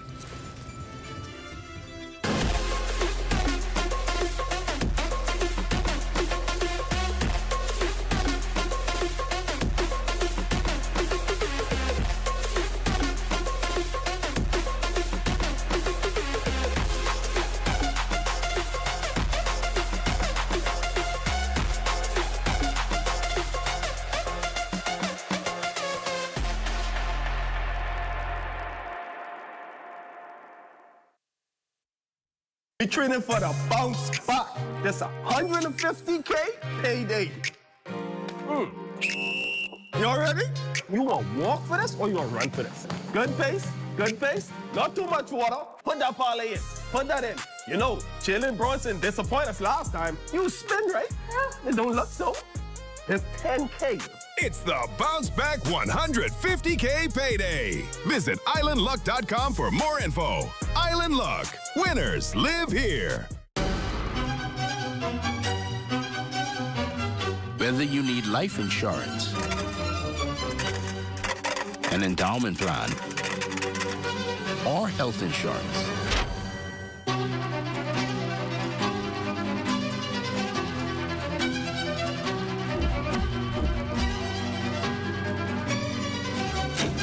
BAF has you for all stages of your life.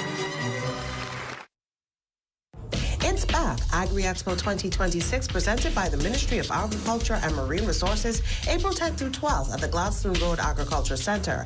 Agriculture, our heritage, our future, comes alive with the latest farming technologies, exciting cooking demonstrations and competitions, Bahamian farmers and vendors from across the islands, fun for the kids at the Kitty Corner, nightly musical concerts, and free admission for everyone.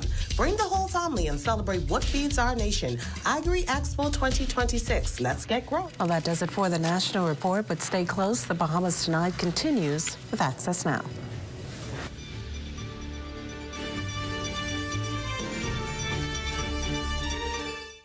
Tourism Today. Bahamas Tourism Today. For this year's upcoming Long Island Mutton Festival, Director of Family Island Development for the Ministry of Tourism, Bernadette Bastian, gave us a glimpse of what festival goers can look forward to. The Long Island Mutton Festival is a signature event of the Ministry of Tourism.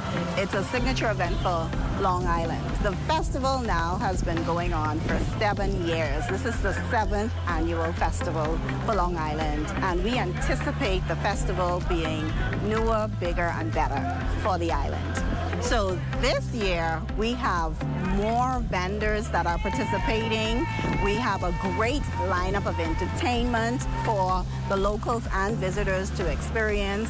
We have the Young Chef competition that we're introducing to the festival this year, as well as we have celebrity chef demonstrations from Chef Andrew Fox, who's a local, who's a native of Long Island, and of course, Chef Mario Adley from the University of the Bahamas.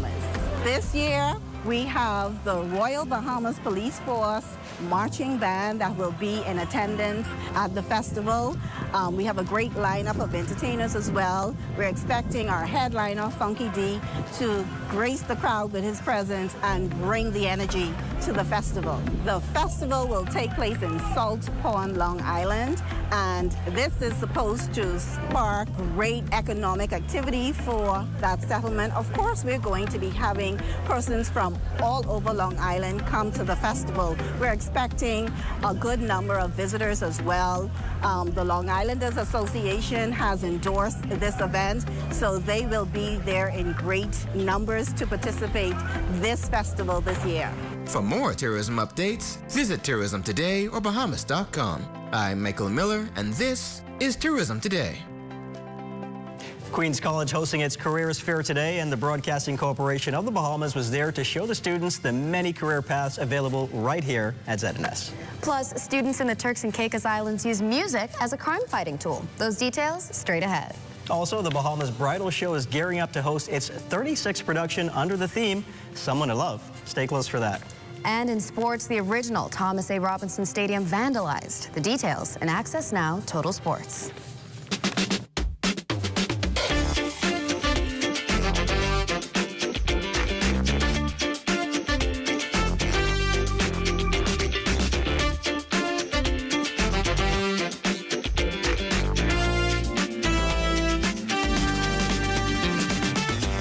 The Bahamas Tonight Access Now starts now.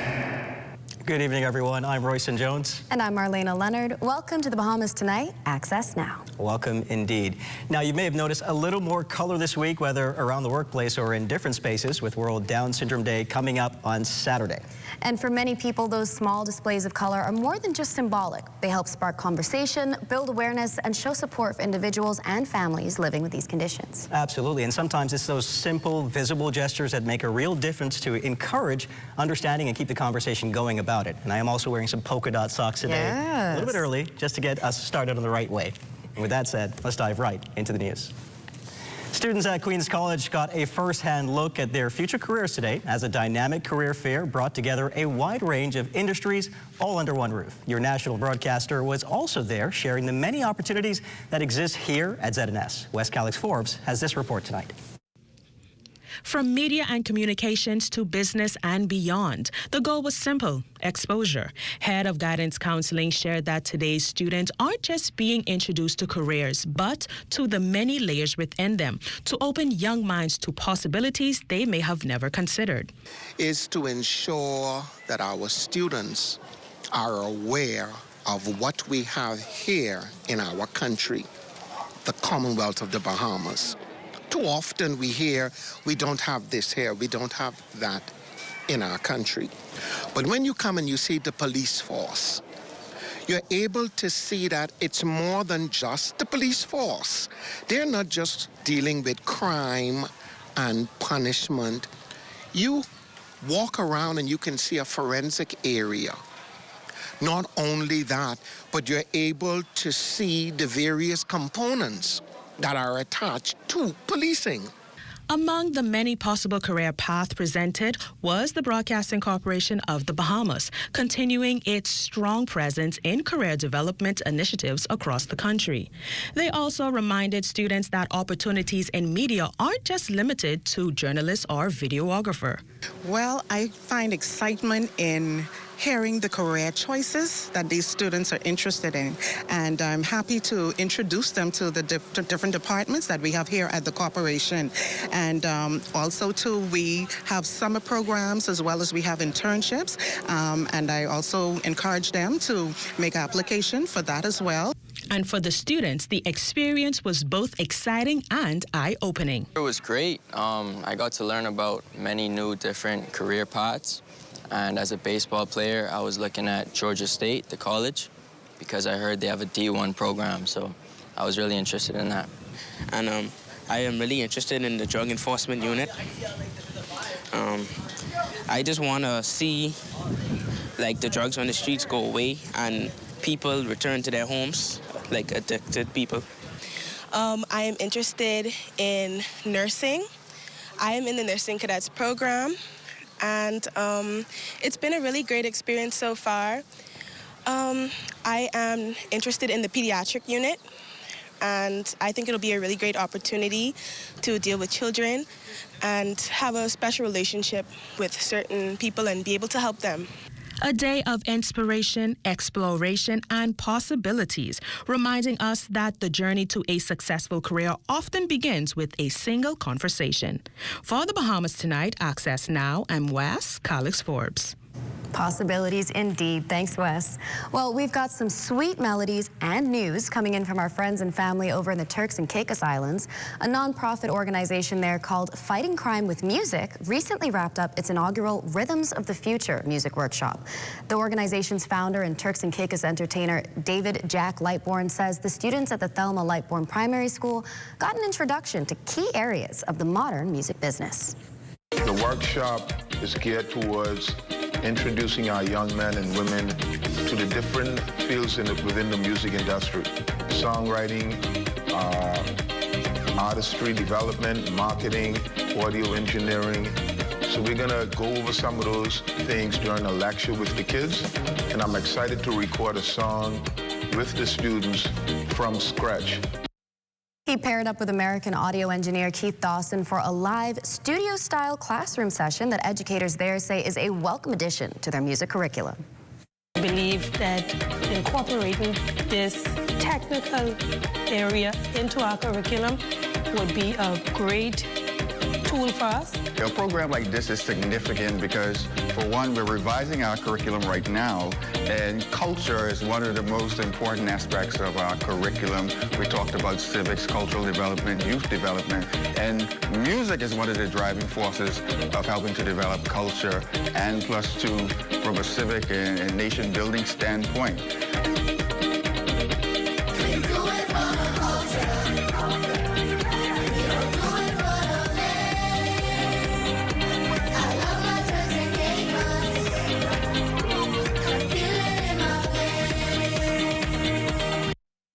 And that's a sneak peek of the kids' brand new song, For the Culture, which is set to be released on Friday.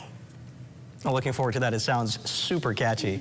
Meanwhile, the countdown is on for one of the Capital's most anticipating wedding events, the 36th annual Bahamas Bridal Show, happening on Sunday under the theme, Someone to Love. It's being hailed as an evening of glitz and glamour. Organizers say the event was originally designed to encourage Bahamians to shop local and not just for weddings. He said, you know, people like to hop on a plane and shop abroad.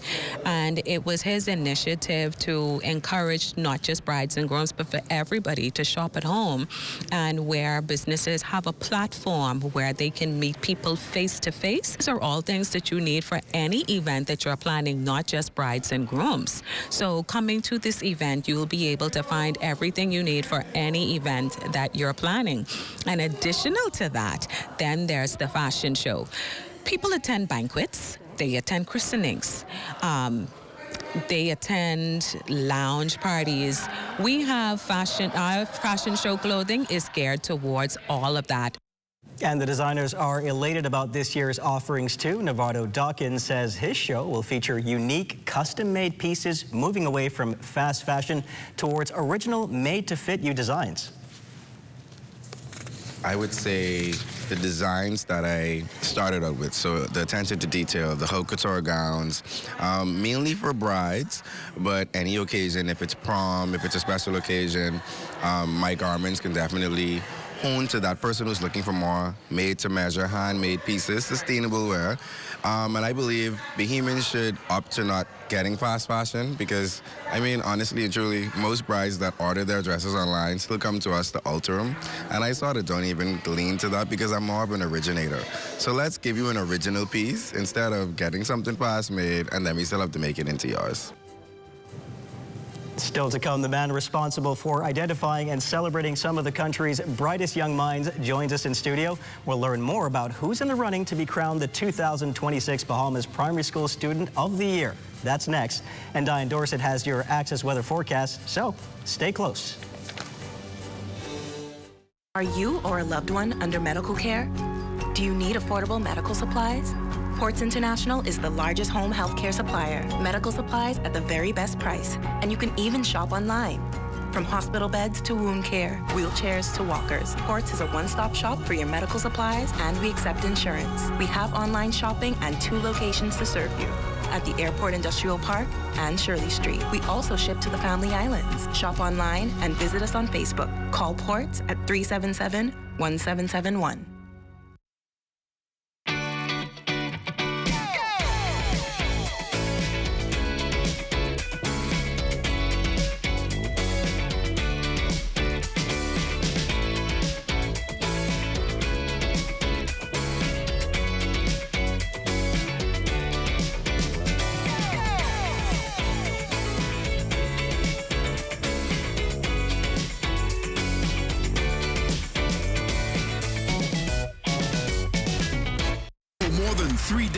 The Bahamas Bridal Show has made dreams come true, all on a single day in a ballroom decorated wall to wall. Meet Forting Wedding and Home Suppliers, giving away thousands of dollars in great prizes while you enjoy a fashion show, wedding demonstrations, food, and champagne sampling.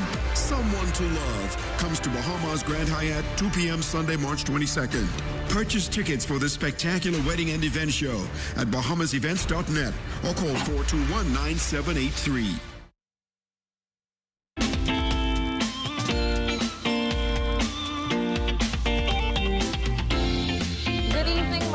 And Royston, it's time for your Access weather forecast. It's Wednesday, hump day, which means we're halfway through the week. So let's take a look at what's shaping our weather for the next few days. We had a pretty wet start today, and that's due to the combination of a prefrontal trough, an active frontal boundary, and an abundance of streaming tropical moisture that's created unsettled weather across most of the country today. Right now, our satellite picture continues to show mostly cloudy skies throughout the island chain. However, you can expect clearing beginning late Friday night.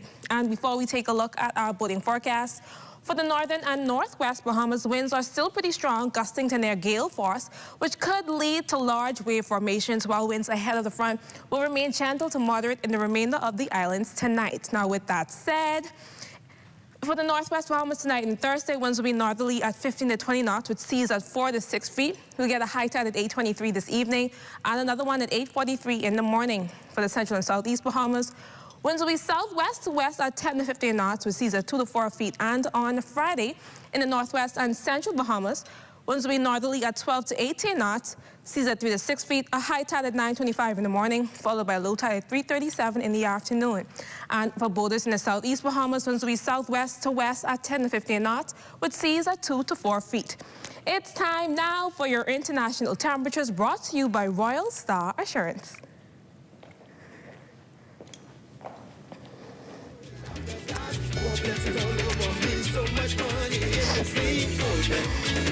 I see it.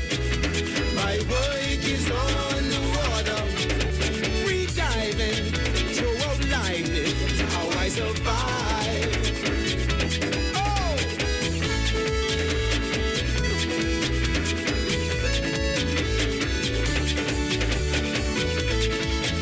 That was your international temperatures, brought to you by Royal Star Assurance, and that wraps up your Access weather forecast. But join me again at 11 for a full weather update.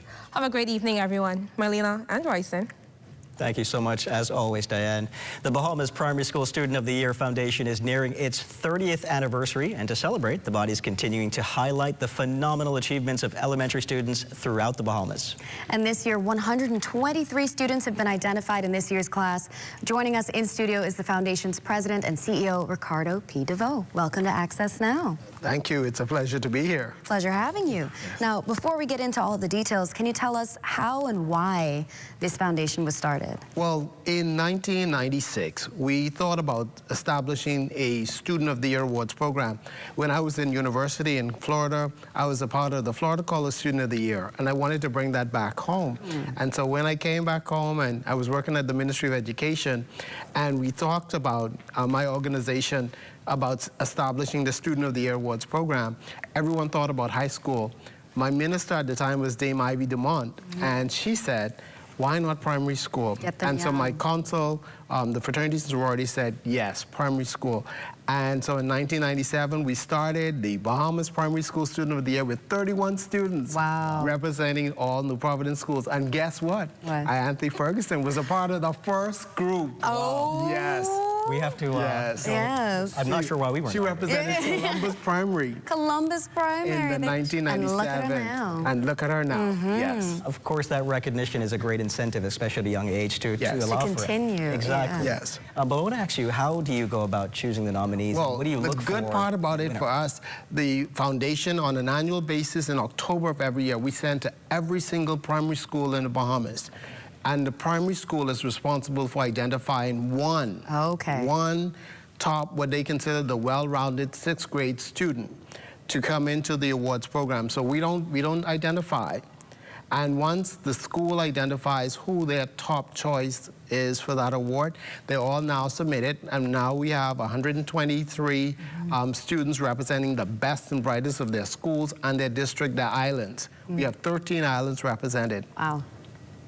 Crooked Island, Abaco, Eleuthero, all are represented. Amazing. Now, you might not choose the nominees, but how do you pick the winner? Well, the winner, we don't pick the winner either. No, we don't. We're learning a lot. We have an independent panel who's outside of the council. They have actually, everyone is looking like, who is the winner? No one knows the winner, not even me, until it's coming, well, I wouldn't know until closer to the awards, but we have an independent panel that's headed by Phil Simon and Sharon Poitier, our deputy chair.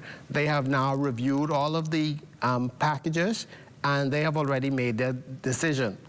but they have not announced it. Okay, well, not even to us. If someone wants to be there, if someone wants to be there to see who it's going to be, can you give us the details of this year's event and how to make sure they can go? 43rd, will be held on May 23rd at Bahamas Faith Ministries.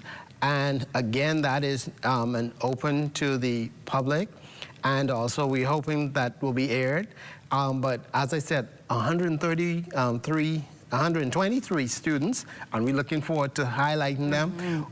We'll be saluting them from now until May 23rd. Wonderful, wonderful. And such good motivation for them to keep that going moving forward. Thank you so much for joining us. I just want every single nominee in this year's awards program will receive at least a minimum of $1,000 scholarship. I was going to say, you just mentioned, so what are the other prizes and scholarships? The winner this year will receive an $8,000 scholarship. They will receive a laptop. We have exciting prizes. Actually, we will present this year over $250,000 worth of prizes to our 123 nominees. That's incredible representation, and the recognition is going to be incredible. Wishing you, of course, so much with the Thank you very much. It's a pleasure. Yes, thank you. We'll have to have you back to discuss maybe the winners as well. Okay, no problem. I'm excited. Absolutely. It's time now to turn things over to Total Sports to see what's on tap.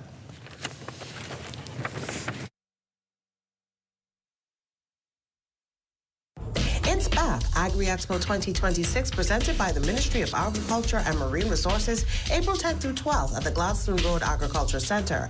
Agriculture, our heritage, our future, comes alive with the latest farming technologies, exciting cooking demonstrations and competitions, Bahamian farmers and vendors from across the islands, fun for the kids at the Kitty Corner, nightly musical concerts, and free admission for everyone. Bring the whole family and celebrate what feeds our nation. Agri-Expo 2026. Let's get growing. Throughout our lifetime, we must all make decisions. No matter how we choose, the right one just needs to be made.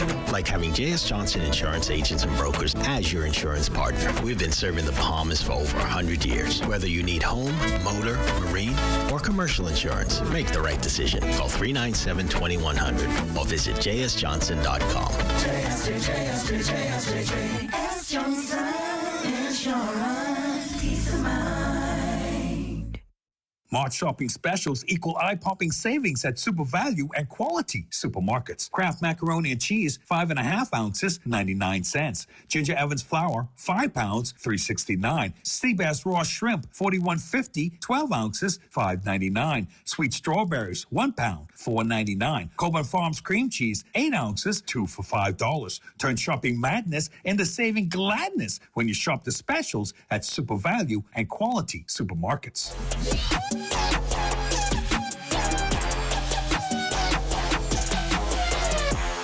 Wednesday Sports Check, everyone. I'm Amajal Knowles, topping sports less than 72 hours away from the start of the 2026 B3A's Carifta Trials, and the venue set to host that event, the original Thomas A. Robinson Stadium, vandalized overnight.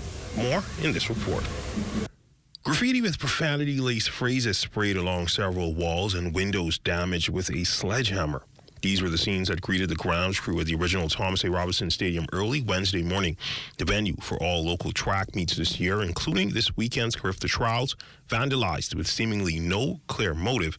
Officials adding this is not the first time, as they indicate it's the second time this has happened in the past few months. NSA General Manager Moses Johnson. Coming in this morning, we found that quite a few of the rooms, the Red Cross room, the ticketing rooms, and a few other areas were vandalized and broken into, pried into. The assailants look like they just tried to find anything of value. They wrote some stuff on the wall, some graffiti is on the wall. One of it saying, "I'm sorry." We don't understand what that means, but this is very disconcerting because we're priding ourselves with trying to prepare now for the Carifta Trials, which are this weekend. And the guys would have just put in a lot of work trying to prepare and get the place ready, even with the adverse weather that we've been having, but we've been making progress. So it's very disconcerting, and we asked that if anybody saw anything during that time, if they would come forward. But we'll check the surveillance and we'll try to bring closure to this case. Johnson adding that measures will be put in place to avoid something like this from happening again. Coming off the heels of the past incident, we would have gotten retribution for that through the courts. And we're just finalizing that and then go into this. But this has prompted us to have some mitigating issues, procedures put into place. And we're now even more prompted by this event to up our game in terms of our surveillance. And so we'll be looking forward to putting a more robust also approach in terms of our security surveillance around these areas, because as this is the second time, this is not something that we want to be reoccurring. And as for this weekend's B3A Carifta trials, despite the incident, Johnson says all systems are still a go. It put a damper on things, but we're resolute, and we're moving forward with preparation, and we're going to be ready. When the gun goes off on Friday, we'll be ready to host the Carifta trials and host the public as we get ready for this fantastic event that will happen this weekend and see the best of our junior athletes as they get ready for the Carifta Games. And just across the road, another bane of contention, the availability of the pool at the Betty Kelly Canning Aquatic Center. The NSA and Bahamas Aquatics have been at odds over the past few months. We hear from the head of both organizations in this story. It certainly is not a war of words. It's really a statement of fact. That was Bahamas Aquatics President Algernon Cargill, the head of the local swim federation, indicating his position as it pertains to an ongoing conversation being had between the body and representatives from the National Sports Authority, stemming from the availability of the pool at the Betty Kelly Canning Aquatic Center, as Bahamas Aquatics gears up to secure an unprecedented 8th straight Carifta swim title. Swimmers have had to deal with the lack of access to the pool as crews attempted to deal with a damaged power line, and also the issue of a malfunctioning heating system for the pool that affected the overall temperature. Cargill and NSA General Manager Moses Johnson weigh in on the issue. During this time, it's the coldest part of the year, and because the cooling and heating system here at the Betty Kelly Canning Aquatic Center is not functioning, there was practically no training and no competition. As a matter of fact, practically all of January was the coldest part of the year, and February, and the swimmers could not swim here except for a meet at the Bahamas Aquatics had. So we've had a challenge this swim season, not through the cooperation of the NSA, because these situations are out of their control. It's a fact that the pool itself does not have the required heating system and cooling system. And from a heater and cooler standpoint, we would have issued a statement to the Federation as to how we want to deal with it moving forward, as to not displace them from completing their calendar year, which we'll have to shut down the pool. We wanted them to complete their calendar year of events, and once that is finished, we'll address the major issues at the pool. But other than that, we've been communicating with the Federation through the whole process. We've actually had even some parents involved in some of the meetings so that they can understand the propensity of what is involved. Another point of contention has been the increase of facility-related fees levied by the NSA for several local federations in an effort to assist with how the day-to-day operations are ran. Both sides appear to be on the opposite end of the spectrum as well as it relates to this issue. Well, the fees have more than doubled in most instances. For example, to have a swim meet here at the Betty Kelly Canning Aquatic Center, a club has to pay the NSA almost $3,000 to have a swim meet. That's quite significant. The clubs don't earn that in gate fees to have a swim meet. So it means that in order to cover the cost of using the pool to have a competition, they have to increase the price of entry. If they increase the price of entry, that means that parents will have less disposable income. For years, the Bahamas Aquatics Federation, while we've enjoyed a very good relationship with the NSA, it seems as if the focus is not really on developing swimming, but how can they collect money to reduce the operating costs. And doubling the fees is going to polarize athletes away from the sport, and they're going to go to track and field or other sports where the cost for to participate there is a fraction of user fees. From our understanding, what is charged a month at the pool here at Betty Kelly Canning, other clubs pay 10 times as much as other facilities. In order to run these facilities, it takes a lot of money, and so we're investing tons of money into these facilities, and so it is almost inevitable. At some point, there has to be some adjustments made, and it becomes an option of we have to pass that on. And that's been a look at your sports on this Wednesday. I'm Amajal Knowles, signing out until tomorrow.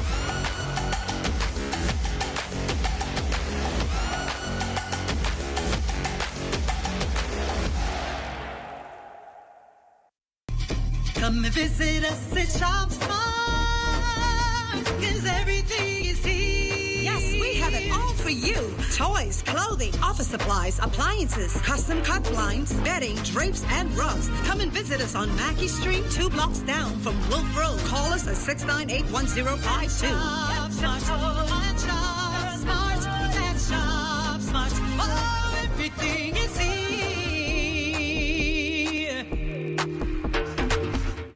March shopping specials equal eye-popping savings at Super Value and Quality Supermarkets. Kraft macaroni and cheese, 5.5 ounces, 99 cents. Ginger Evans flour, 5 pounds, $3.69. Sea bass raw shrimp, 41.50, 12 ounces, $5.99. Sweet strawberries, 1 pound, $4.99. Coburn Farms cream cheese, 8 ounces, 2 for $5. Turn shopping madness into saving gladness when you shop the specials at Super Value and Quality Supermarkets. Well, it's now time for Let's Talk Socials with Matea Stewart. Hey everyone, welcome back, and it's Let's Talk Socials time. Now this next story has the internet talking and honestly, a little confused. A TikToker by the name of Dutchy Dutch recently went viral after posting a video of the aftermath of a truck accident during a snowstorm. And when I say accident, I mean the truck was completely flipped over. But what really caught people's attention wasn't just the crash, it was his reaction. Instead of panic or shock, he pulled out his phone, started recording, and he and his coworker were actually laughing, joking about how they're probably going to get fired. I flipped over in a semi-truck. What's up, brother? This is crazy. Man, he's standing up. For me, I'm still in my seatbelt. You know I'm fired. It's my first day. Yeah, this is my first day. At least he wasn't driving. I'm the trainer. I don't know why they picked me to be the trainer. Now, viewers online are calling this a perfect example of how unserious this generation is. Because how do you go from flipping a truck to filming content just moments later? But others are saying it's not about being unserious at all. It's actually a coping mechanism, using humor to deal with a scary situation in real time. Let me know what you think. I'm Matea Stewart. This has been Let's Talk Socials. Thanks, Mateo. You know what to say, if you don't laugh, you'll cry. Yeah, I think that's exactly what's happening there. That's pretty serious, though. And meanwhile, a major congratulations to Bahamian actor Jonathan Farrington, who stars as Harpo in the Color Purple stage play showing in LA, California. Yes, he shared these photos with us from opening night and says performing in the Color Purple revealed to him that God shines through every performer and every song sung. Congratulations once again. Now, you could be just like Jonathan and get featured on Access Now by sending us your favorite moments, your wins, your pets, your grandparents doing something cool. I'm thinking about my Grammy Clee right now, and all of it. Yes, email those photos and videos to btaccessnow@gmail.com. And that does it for Access Now for tonight. Stay tuned for the rundown with Howard Grant. Good night, everybody. Good night, everybody.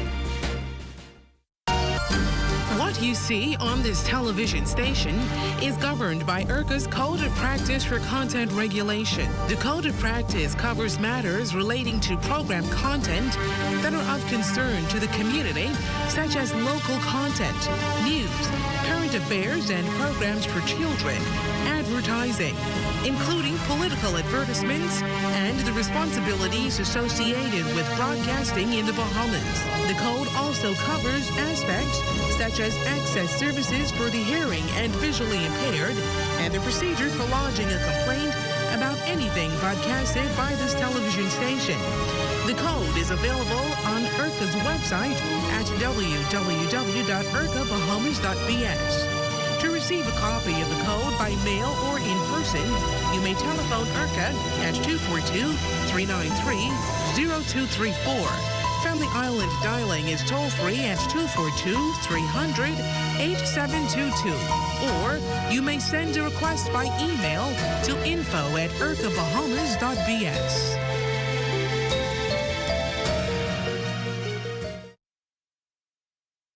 Did Did you know that there are over 30,000 Bahamians with diabetes and another 23,000 with prediabetes? Each year, this number is expected to increase. Many people who have diabetes are unaware. If you are having blurry vision, feeling thirsty, urinating frequently, or are unusually tired or losing weight despite a healthy diet, you may have diabetes. If you have a parent or sibling that has diabetes, you are also at an increased risk of developing diabetes. If you have noticed any of these symptoms, it is important to see your doctor, who will perform the necessary tests to confirm the diagnosis. Together, we can beat diabetes.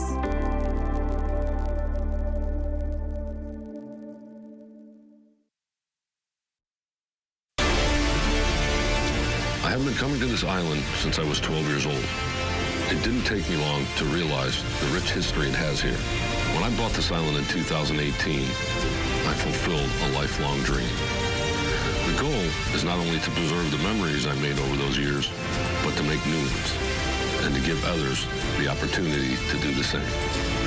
As we go through this process, it has become clear to me, we aren't just rebuilding an island, we're reviving a legend.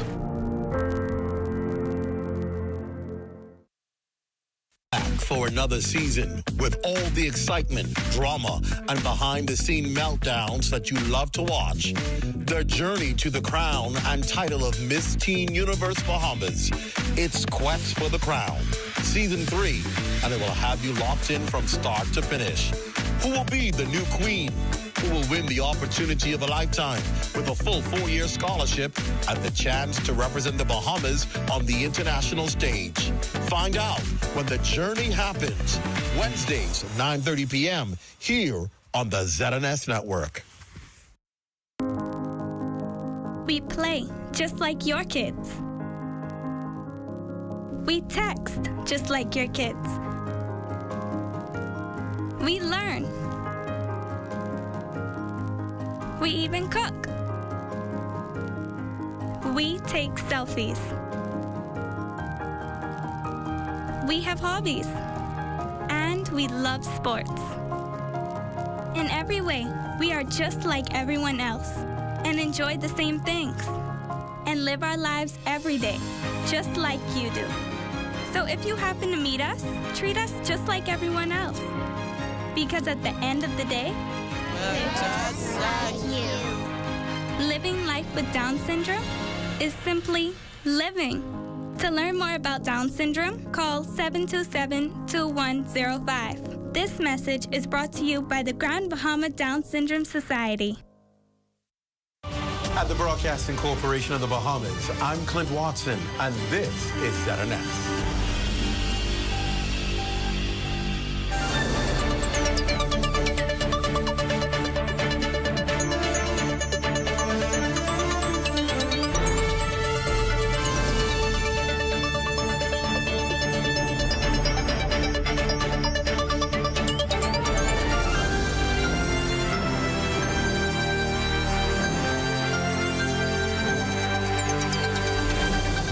Good evening and welcome to the Rundown. I am Howard Grant. Thank you so much for tuning in this night. And as the country waits for the official date for the 2026 general election to be announced, all of the country's political parties are now in campaign mode. Even though it's Easter, they're in definitely campaign mode. The Free National Movement has confirmed ratification of its final 2 candidates tonight, while the Progressive Liberal Party and the Coalition of Independents have all 41. I think, Dr. McGarvey, we had to talk about that. One person they're waiting for the ratification for that. They have all 41 persons ready to be able to go. And with that in mind, the political roundtable is returning tonight. I'm absolutely excited to be able to have that. We're giving representatives from the major political parties an opportunity to be able to discuss the issues of national interest. And if you are an avid viewer of the Rundown, which you should be, talk to me, you already know that our panel, but for those of you who don't know, our roundtable comprises of Kyle Dean from the Progressive Liberal Party, the Coalition of Independents Deputy Leader, Dr. Veronica McIver, and Ali, Servant Leader, Ali McIntosh is here, servant leader of the Bahamas Constitution Party. We have to say here that the Free National Movement did not respond to our invitation to have a representative appear tonight on the panel. We can talk a little bit about that. Well, welcome back, ladies and gentlemen. I want to thank you so much. I've been watching you over time in these particular spaces. So if you want to go ahead and introduce yourself, we start at the end. Dr. MacGyver. Okay. Am I pronouncing your name right? Yes, Dr. Veronica MacGyver. You did it perfectly. Good. Okay, good. You know, when I was on Clint Watson's show, I always used to start first. The F&M gentleman isn't here, and he would have started first on this end, so I still get to go first. Listen, to everybody who's listening and to you, Howard, it's a pleasure to meet you. It's my first time meeting you in person. I've heard so much about you. But yes, and I always admire you, you know, as a host. I'd just like to say that I am a Bahamian woman who loves this country. Yes. And I am, as you said, the deputy leader of COI, political party, and I'm representing the great constituency of Killarney, which is a vast community, and I look forward to winning and representing them at the next general election. Excited, absolutely excited. Carl Dean from the Progressive Party. Good night, Bahamas, and you know, it's a pleasure to meet you, and it's a pleasure to be back here with our roundtable comrades. My name is Kyle Dean. I'm here to champion the cause and the message of the PLP, whom I am confident, and who I am confident is going to be and make up the next government of the Commonwealth of the Bahamas. And so it's a pleasure to be here. Absolutely. I'm interested in politics. One day I'll be just like Dr. MacGyver, candidate, you know, running in the election. But, you know, for this time, you know, I just walk in the path that the good Lord has for me. Absolutely. It's wonderful. And servant leader, go ahead. Yes, I am a trailblazer. Servant leader, trailblazer. Yes. Everybody wants to be a servant leader now, so I thank God for being able to put that message out in the public and have people desire to be servant leader. Of course, I'm an advocate. I'm an activist. I'm a business owner. I'm an ordained minister. And I'm a family person, a daughter. It's wonderful. I'm not a mother yet. Yeah. I'm a good daughter. Praise God. Yes, she loved my mother, loved me. I take care of her. And, but the Bahamas Constitution Party is here. We are going to be on the election. We haven't launched 41 candidates, but we are committed to putting not only people on the ballot, but also to collaborate with independents. And you've been at this for what, 20? Yes, at least 2 decades, a little more. Yes. 2 decades, yeah. I figured when I started, I had enough time to go a little bit, so I always told Perry and Hubert Ingram that I'm going to be here when y'all are gone. Yeah. Well, it's wonderful to have. It's wonderful to have everyone sitting with us tonight. Tonight we have a few things that we want to be able to put on the table. This is an exciting moment for me to be able to dive into these conversations. One of the first things that I want to be able to talk about is this emergence of independent candidates. Now, Kyle, to your perspective and to your position, indicating that you'll be one day, like Dr. MacGyver, ratified in a particular capacity and ready to go. In the constituency, more specifically of Killarney, in Killarney, we've been able to see Dr. Minnis make a significant run for, and the only reason we amplify and highlight what Dr. Minnis's statements are is because he was the former Prime Minister of the country, and now being able to step in an independent capacity is peculiar. We haven't seen that in the layout of our politics, not in recent history. Nowhere I could be able to remember in that particular capacity. There is this sort of a concept that says to him from his party, hey, listen, why don't you just retire and, you know, kind of fade off into black? But his words that continue to be able to amplify and give persons sort of a significant look back at it is saying that we don't necessarily need persons affiliated and attached to formal political organizations anymore. The independents can do all of these things and then put out a flyer. So talk to us about that. Talk to us about the sort of an idea about the emergence of independence and that kind of a concept. Well, who do you want? No, I was asking. Yeah, you were asking me? Well, first of all, like you said, there are a number of independent candidates who are going forward. Mm-hmm. I cannot speak for Dr. Minnis. I respect him as a person, but I do not understand how one could be in like a beauty contest and win the crown and then come back into a beauty contest, what do you hope to achieve? You've already had the crown. However, we do live in a democracy, and so everybody have a right to do what they feel is good for them. But at the same time, I feel as if you would be more effective with a party, a structured party, in the House of Assembly. That's how I feel. If you go in by yourself, keep in mind, you may not be able, if you present a bill to Parliament and you don't have anyone to second it, then it's dead on arrival. It wouldn't even be tabled. So if you're there as a loner, it could be a disadvantage. So I'm not sure what his reasons are for coming back. I don't quite understand it, but again, like I said, I respect it because we live in a democracy, and if he wants to go for it, I'm there to not even concentrate on him. Right now, I'm concentrating on Kalani. I'm putting my vision out there to Kalani, and as far as I'm concerned, he's not even there. That's how I look at it. I'm just focusing on Kalani. Wow. Well, you know, it's interesting. He's not even there. No, he's not even there. It's interesting that, you know, she is in Kalani where he is running. Number one, I thought that, and I appreciate the importance of the emergence of independence. And one thing that Dr. MacIver did say is that people prefer, I mean, you'll be useful as part of a party, but the BCP is collaborating with independents for that purpose, that even though they want to come and represent their constituency, we also offer you an opportunity to be part of the team, being able to be an independent thinker, being able to present, as you say, because every member of Parliament has the constitutional opportunity to present any bill that's not a money bill and put it on the table.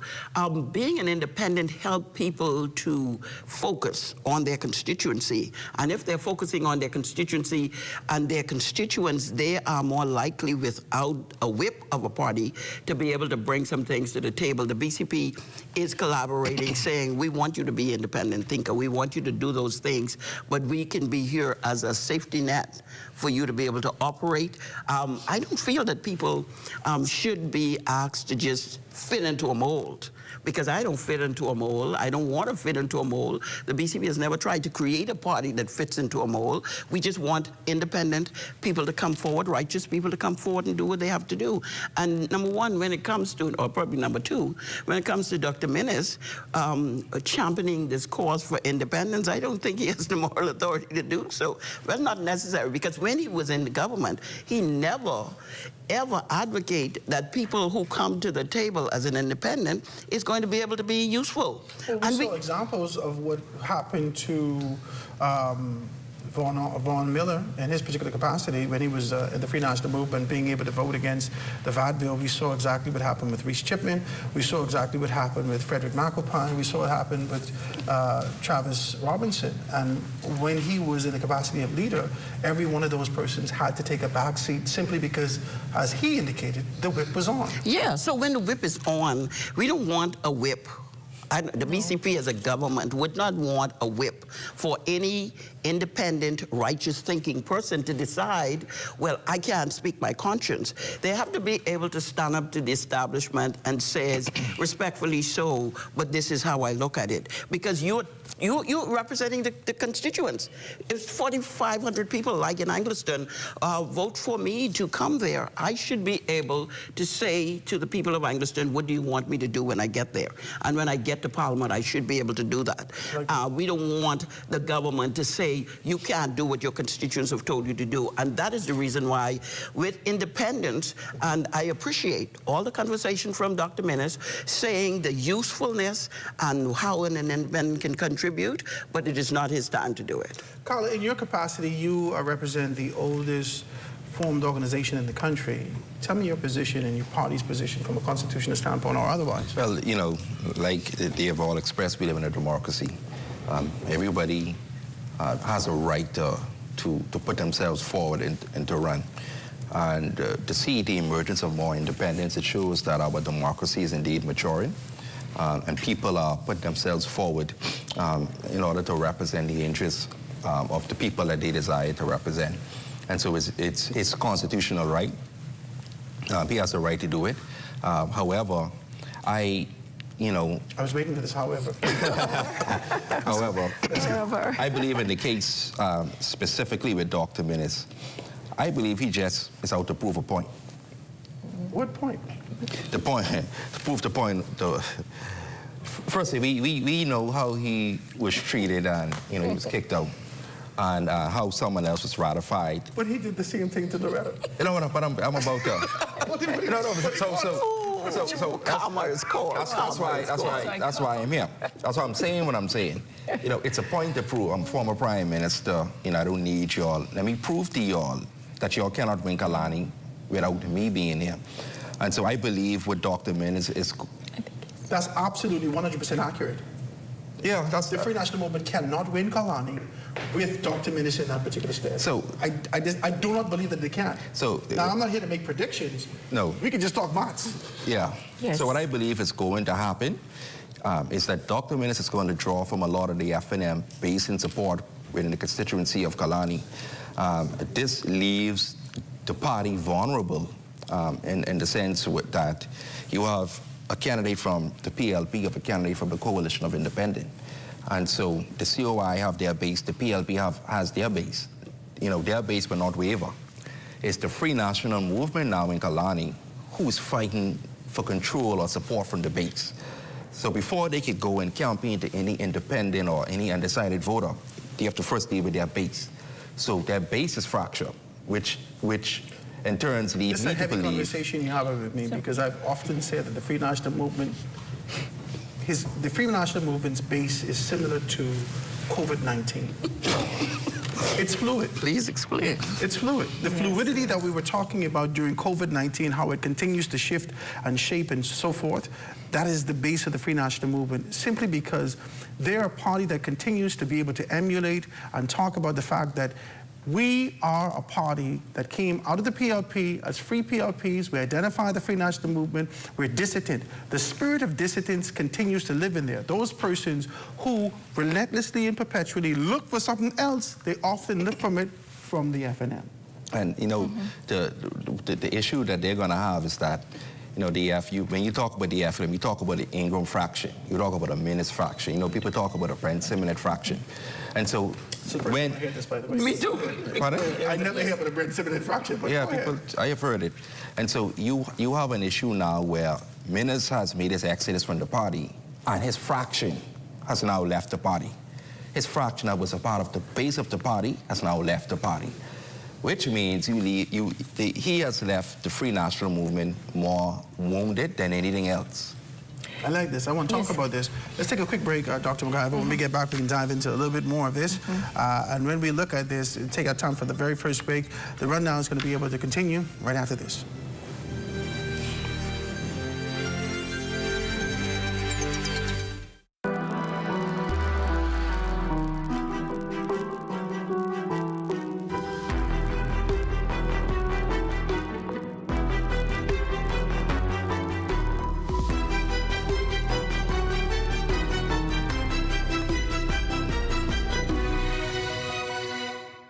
Available at Lorix Duty Free, Bay and Parliament, Old Fort Bay, Marathon Mall and Palmdale.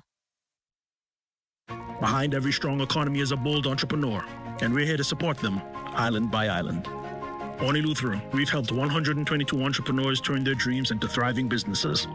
Through over $3 million in approved funding, the SPDC is strengthening Eleuthero's economy by investing in its leading sectors: tourism, food and beverage, and agriculture. No matter the island, every business we support strengthens the economy, starting with yours. SPDC, Bahamas.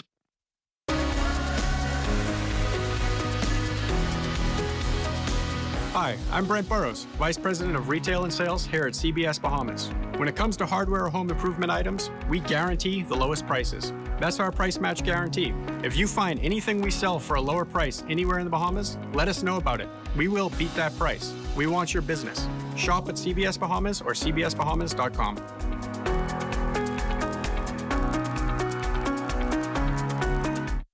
As we continue to develop the orange economy of the Bahamas and empower our artists and artisans, we as a government intend to show tangible support We are therefore requesting our Bahamian artists and artisans to submit images of their handmade, authentically made Bahamian products and prices as we move to produce a live digital booklet with Bahamian-made works. With the creation of a live booklet, artisans can always submit new works to be included.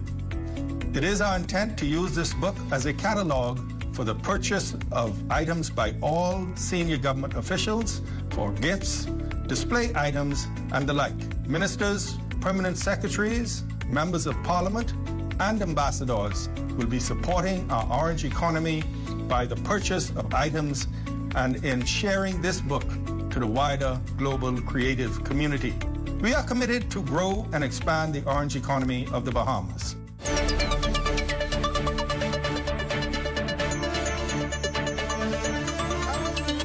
Back. Welcome back to the Rundown. Political Roundtable is back, and we're discussing some important issues impacting the Bahamas. I'm here tonight, and we have Dr. MacGyver, who's here with us, all the way from Kalani constituency, ratified in that particular capacity for the Coalition of Independence. We have Kyle Dean here, representing the Progressive Liberal Party, and we have servant leader Ali McIntosh. We're having great conversation. Angliston. Oh, yes. Angliston, please forgive me, right? Angliston constituency. So let's talk about this. So when we left off, we were just talking about this sort of a concept and idea about the expansion of the emergence of independence. We're seeing a lot of independence. I think every election cycle we've seen independence, but we haven't seen that sort of an attraction to them. They've existed. They have done a great deal, independent organizations, third fraction, so forth and so on, have done a great deal for this sort of an excitement and trying to be able to bring recognition and notoriety to them. But this dispensation, humbly, as I say this in observation, this dispensation, I believe there is a significant attraction in this constituency, and not to be able to kind of amplify Dr. Minnis, but I only started it off by being able to say, simply because of his former capacity, and now being able to take on this current position, it brings a sort of a new light to this thing. So we would be left out talking about that. Go ahead. Right. You know, as Kyle said, we don't know exactly what he's trying to prove. Some of you have given your opinions on that, but at the end of the day, the facts are going to bear out. It is only common sense to know that the FNM vote, their base will split, because Minnis does have a base there. I don't know how big it is now. He does have a base. The FNM, of course, they had their base, and it's going to be a split. Now, that's going to bode well for me, the COI. We are the new kid on the block. We have a vision that people love, and people want new energy in the House of Assembly. And I believe that intelligent people and people who want better for this country, they're going to see that there has to be a balance of power in that House of Assembly. So if COI does not win the entire government, which is our goal, then short of that, we would like to see representatives from the COI in the House of Assembly to form a more formidable opposition. And I think that that will bode well for the country. We need a balance of power. In the last 20 or 30 years, it's always been a landslide, 35 to 4 or 5 or 30 to 8. You know, it's always been swinging one, the pendulum has swung each 5 years, and it's always been an imbalance, so that the governing party always get their bills to go through unabated because there's no opposition. In 2017, the PLP got massacred where they won, remember they won 4 seats. 1 seat in New Providence, and that was Angliston. Got your work cut out for you. And in 2021, the FNM got massacred, and they only got 7 seats. But I predict in this 2026 election that the COI, being, like I used the word, new kid on the block, with new energy, new vision, Bahamian people are evolving. They're looking for something different this time. And so I believe you will see a difference, and the COI will win. But short of that, Over the past two election cycles, more specifically the by-election cycles, that language has emerged from Lincoln Bain and the COI, indicating that persons wanted more, wanted different. Yes. And he still wasn't able to get over a significant threshold, even to be able to retrieve the 10% that he actually would have put back to get those particular things in there. So we could talk about that, whether or not we would see that sort of a mimicking. Okay, so let's just do this, because we talk in politics and we talk politics. So Brian Brown, representing and being able to come to the forefront, was beat by Vaughn Miller, right? The late Vaughn Miller in this particular capacity. After his death, Brian Brown, who many persons would have thought that he had an opportunity, was beat again by the constituency, and his entire concept was, hey, listen, I live here, I'm from here, who is this guy? He was beat again. But now he's going back again. Right. Has the mindset of the Bahamian people changed? Have they decided? Let me trend to that just position. answer this first. Well, I do know that I am not going with the results of the by-election, because we were told by many undecided voters that they did not even bother to vote in the by-election. They're waiting for the general election. But it goes right back to the question. Has the minds changed? If they're not enthusiastic about being able to participate in a by-election, where's the enthusiasm for the general election? No, it is an enthusiasm for the general election. People, yes. And COI is gaining a lot of traction on the ground. We're doing walkabouts on a daily basis, and we're hearing the voices of the people. I think the people want something else. They're just not sure what it is. I would say that. And not being able to identify that is problem. We were talking with a marketing person, you know, as we look and see what it is that people want. People aren't sure what they want. And we've experienced that in many situations where I'm hungry, but I don't know what I want to eat. And when you see that, you know it. And when you see that, you realize, like, okay, this is what I want. My wife does that. Okay. My wife does that. She wants something to eat. She wants something different to eat. She wants, no, if I want something different to eat, no, baby, I only want chicken. And it's just, men don't have that kind of a, this kind of a roller coaster when it comes to these particular concepts. We are going or we're not going. And I think that that is the general concept, that we've moved away from that over the past 4 decades, over the past generation in this country. And now persons are trying to be able to find something different, trying to be able to equate whether or not this thing matches what we're seeing come out of the United States of America, whether or not it has the liberty attached the way that we want, whether or not it fits these particular molds and concepts. It doesn't. Well, but I want to make mention of something before we move up to by-election. So this goes back to Bates, right? The best chance the F&M had of showing themselves approved was the by-election. And that is because the by-election is so close to the general election, right? I want to excuse the one that happened, you know, some time ago. Mama? Yeah. So, I want to deal with the one that is very close to the election, right? Because leading up to the by-election, the leader of the opposition was screaming for a general election, right? And so the by-election to me was the litmus test of the general election. The F&M took all of their party's machinery, right? Put it into a candidate that had been in that constituency who they say 20 plus years working, right? This is the campaign that they ran. They ran a campaign that... I don't know if I agree with you 100%. The F&M did not thrust their full weight of what we know the potential of the organization could be behind Brian Brown. In fact, he was a late starter. But listen, look at that campaign. Brian Brown was here 20 plus years. As that was his campaign.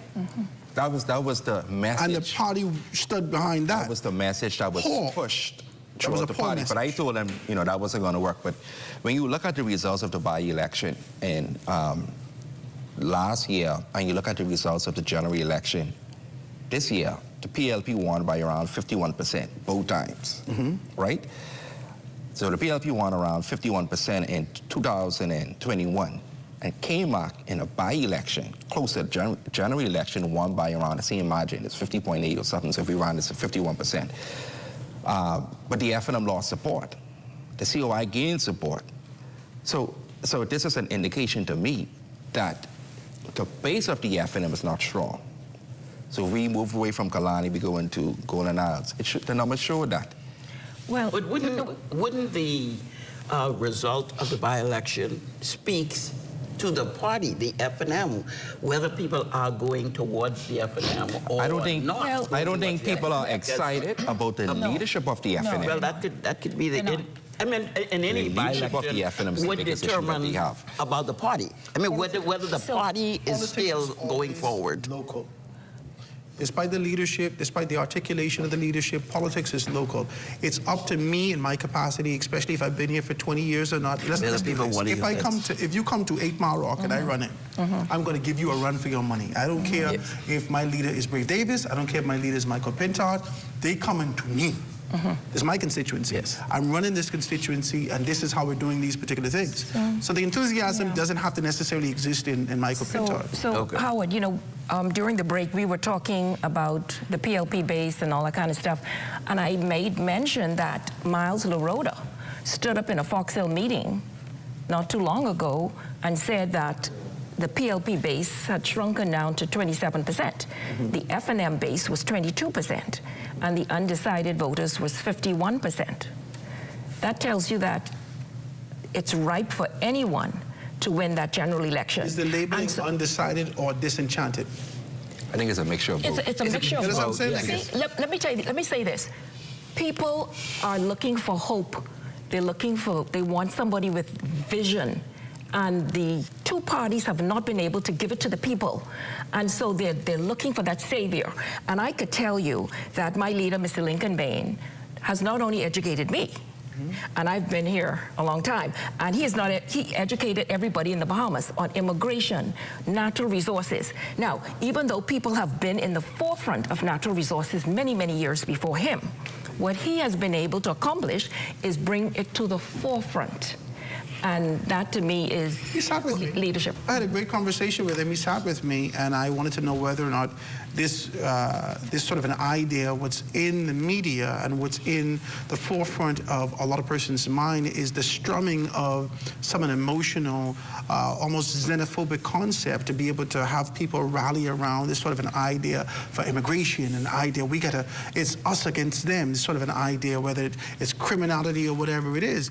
And so whether or not, I want to know whether or not you believe or other persons see that as vision, or whether or not you just align with him in this particular concepts, because I'm still waiting for this sort of a grand vision for step 1, step 2, step 3, and acquisition. If you go to our Vision 2030, that'll take me 2 or 3 hours to go over. You can go to our website. We did a vision on education at the Fusion. You remember when we displayed all of our vision.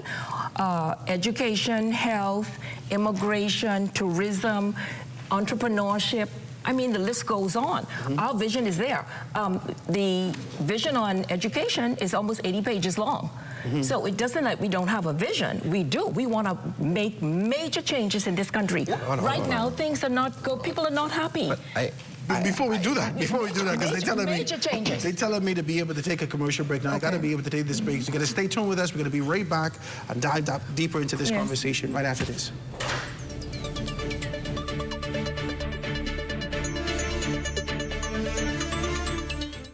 Tired of looking at the same old kitchen? Step 1, our talented recommended designer Mark crafts a custom design just for you.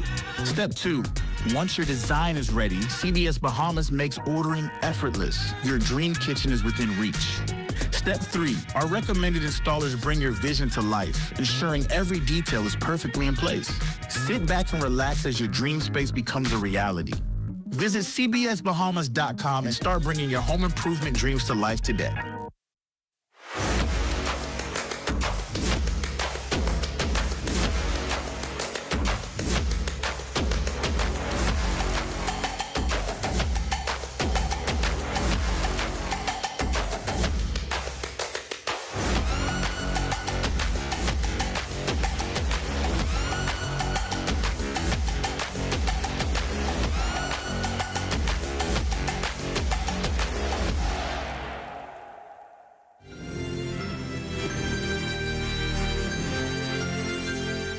And we're back. We're continuing our conversation on tonight's political roundtable with Kyle Dean of the Progressive Liberal Party, the Coalition of Independents Deputy Leader Dr. Veronica McIver, and Servant Leader Ali McIntosh of the Bahamas Constitution Party. And again, the Free National Movement did not respond to our invitation. I have a lot of words I want to say about this. I think everybody knows. Let's continue on this conversation for you is if they like your leader. Come on, man. If the leader presents vision, concepts, and ideas, shouldn't people at least give the organization a good look? Talk to me. Yes. Go ahead, Kyle. Let Kyle go. All right, so, you know, let me say it like this. You know, I've been on shows with a lot of COI supporters or, you know, people in the upper echelons. But it is exceedingly difficult for them to articulate this vision that they say is on their website. You know, nobody's going to go to the website, or hardly anybody's going to go to the website, read hundreds of pages of what you have to say. You have to be able to come on and articulate what it is that your party says. And another thing that I've found with COI members is that one candidate says this, and another candidate says that. I've experienced that. And so that leads me to understand that, that they're not on one accord. That is not correct. I'm speaking from experience. That is not correct. So, so one candidate says this, another candidate says that when they get out into the public forum. And so there's not a real clear path to really seeing what the COI is about outside of xenophobia and bullying. When you don't agree with the COI members, they call you Haitian. No. I think this is wild. If I may. Is your head, is your head right? No, Is his head right? It's the truth. They bully you. They talk. No, I have to get a point in here. Listen to me. I have experienced that. I'm not bearing false witness. When you agree with them, they say, oh, you're Asian. What your last name is. It doesn't matter. If we live in a democratic country and I challenge a view that you have, right? You know, it isn't for you to see me as an enemy because I'm questioning an idea or view that you may have. And it doesn't make me a quote-unquote Haitian. And I believe this is why, although we may have voter apathy that is high, undecided voters that are high, the COI is not gaining any traction. Because people are not seeing them as anything more than a xenophobic organization. Now, can you give me that information statistically? I need to answer that. They aren't gaining traction. Exactly. If we look at the past elections, if we look at the past two by-elections, they have been able to retain. If anything, they've been able to retain a particular position. And I don't know whether or not it'll reflect in the general election, but they've been able to retain these positions by being able to look at those numbers alone. But if I may, what I think is happening with the point that we have 51% of undecided or swing voters, obviously people are still looking to identify what it is they have, as I said earlier. However, if we are going back to the point of the leader being the savior, that is not resonating as much with people, that we have to find leaders. And so the emergence of independents and third parties is that we must find in ourselves how we are going to fix this Bahamas. The Bahamas Constitution Party have a 94-page blueprint for governance, right? Have been widely used by other people. However, what the Bahamas Constitution stands for is this.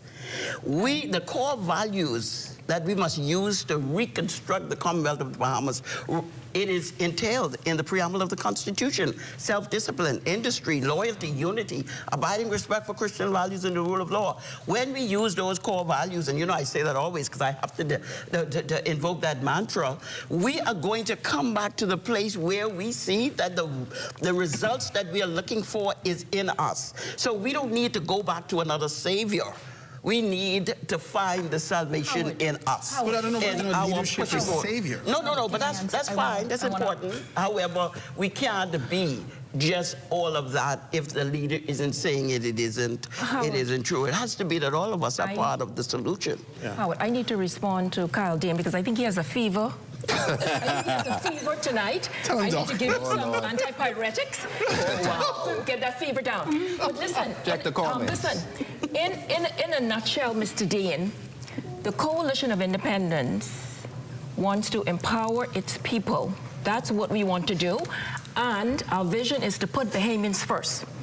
Right now in this country, Bahamians are not being put first. And one of the most important things that we are going to embrace when we become the government is a sovereign wealth fund.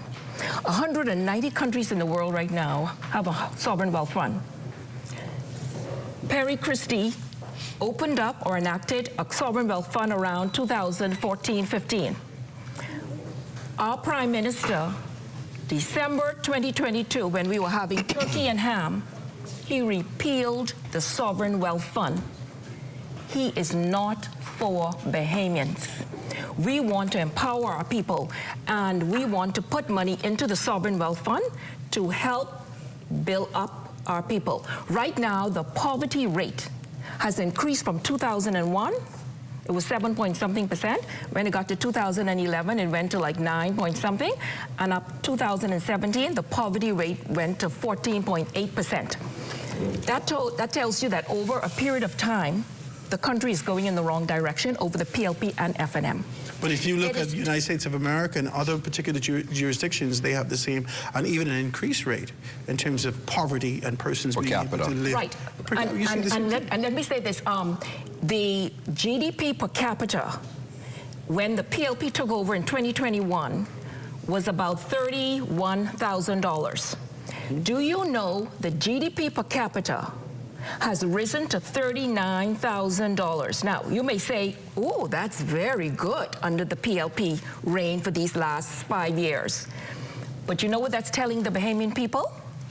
Money is coming into the country. It just ain't trickling down to you. Which one of these cameras I need to look in? Which one of these cameras I need to look in? You're looking at it right there. Right there. Which one of these cameras? No, this one right here? Yeah. It just ain't trickling down to you. So I am proposing, and I've always taken the opportunity to say I believe in trickle-up economics, not trickle-down economics. Trickle-down economics is not working for the Bahamas. We have to... there's a pyramid. There's a lot of people at the bottom of the pyramid. We have to teach them financial literacy. We have to inject money into the bottom. They become entrepreneurs. We empower them, and guess what happened? When we empower them, they open up businesses. They have to purchase from the wholesalers, who are generally the oligarchs. So what happened? We empower the people at the base. The oligarchs become wealthier because now the base has to buy and purchase from them. It's a win-win situation for everyone. And so that is our philosophy. And so, excuse me, with a sovereign wealth fund, that's what we're going to do with our people. And people are looking forward to that hope. And when you give people hope, this is what they're looking for. Right now, they don't have any hope with the PLP. They do not have any hope with the PLP. We got to take a commercial break. We got to take a commercial break. They told me to take a commercial break. So we're going to take this commercial break. When we get back, we can talk a little bit more about this. Kyle, I'll give you the floor first, and then we go to you, Ali, our servant leader. We'll be able to talk like this. Now, when we get back, we're going to have these kind of a good conversations, and I'm going to talk a little bit more about being able to identify whether or not they are alleged internal issues in the nation's second major organization from a political standpoint. We're going to have a good conversation. Let's take a quick break. Going to be right back after this.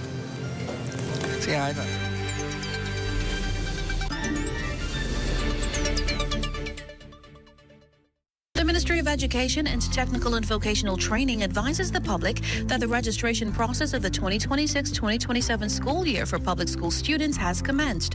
Parents are urged to register their children before the deadline of the 31st of March, 2026. Here's what you'll need: your child's proof of identity, immunization card, their most recent transcript or report card, parents or guardians' proof of identity. Register before the deadline to ensure a seamless transition into the new school year. Don't delay. Register today.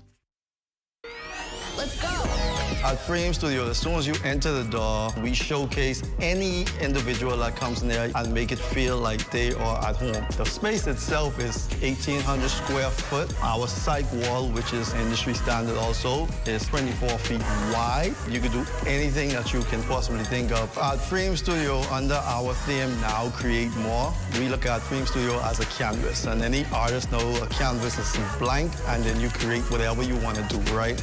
So we have where you could rent tools. We even have workstations that people could rent out. To anyone inspiring to do what I've done, or what my colleagues have done, or any other journey, I would say to you, don't be afraid. The worst someone can actually tell you is no. So if you have a vision, you have an idea, not everyone will get it. But if you believe in your vision, you believe in your idea, I say go wholeheartedly at it. For more information about the Creative Entrepreneurs Initiative and the Crafting the Bahamas workshops, email info@sbdcbahamas.com or call us at 461-7232. And we are back. We're wrapping up tonight's political roundtable. Great conversation. I enjoyed this. I think I'm crying just a little bit. It's a lot.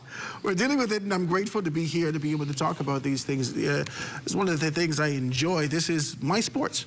And so I wanted to be able to get right into it. You know that we're talking with representatives from the major political organizations, minus the Free National Movement. The Free National Movement decided that, you know, they had other things to do, better things. Okay, we're not going to fight you. We're hoping that you'll join us next week and be able to kind of have a good dialogue. Kyle, I want to be able to give it over to you and talk to you about that. You know, Dr. MacGyver was being able to tell you a great deal of things after you levied that allegations upon the COI. I stand by what I say, you know, and I forgive Dr. MacGyver. I know you forgive her? She got an A in theatrics. So I understand that, you know, she has to put on that show. You have a fever tonight. I understand. You have a fever. Yeah, and so, I have the medication for you. You know, I really and truly, you know, it's exceedingly difficult for me to take anything the COI says, especially when you have a policy position where you want to give illegal migrants the stay period, and then you want to build housing for them.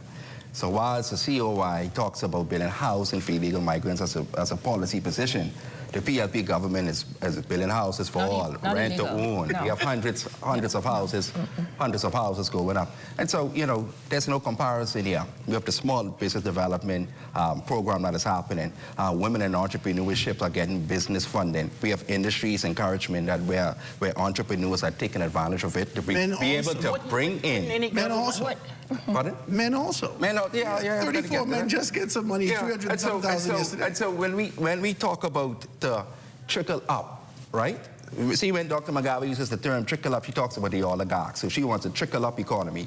The position of the PLP government is to get money in the hands of masses, to bring entrepreneurs, young entrepreneurs up, to get small business going in the country, which is a backbone of most economies. And so that's what we're doing. And so we're not going to be distracted by the sideshow. Listen, let me... We're going to run the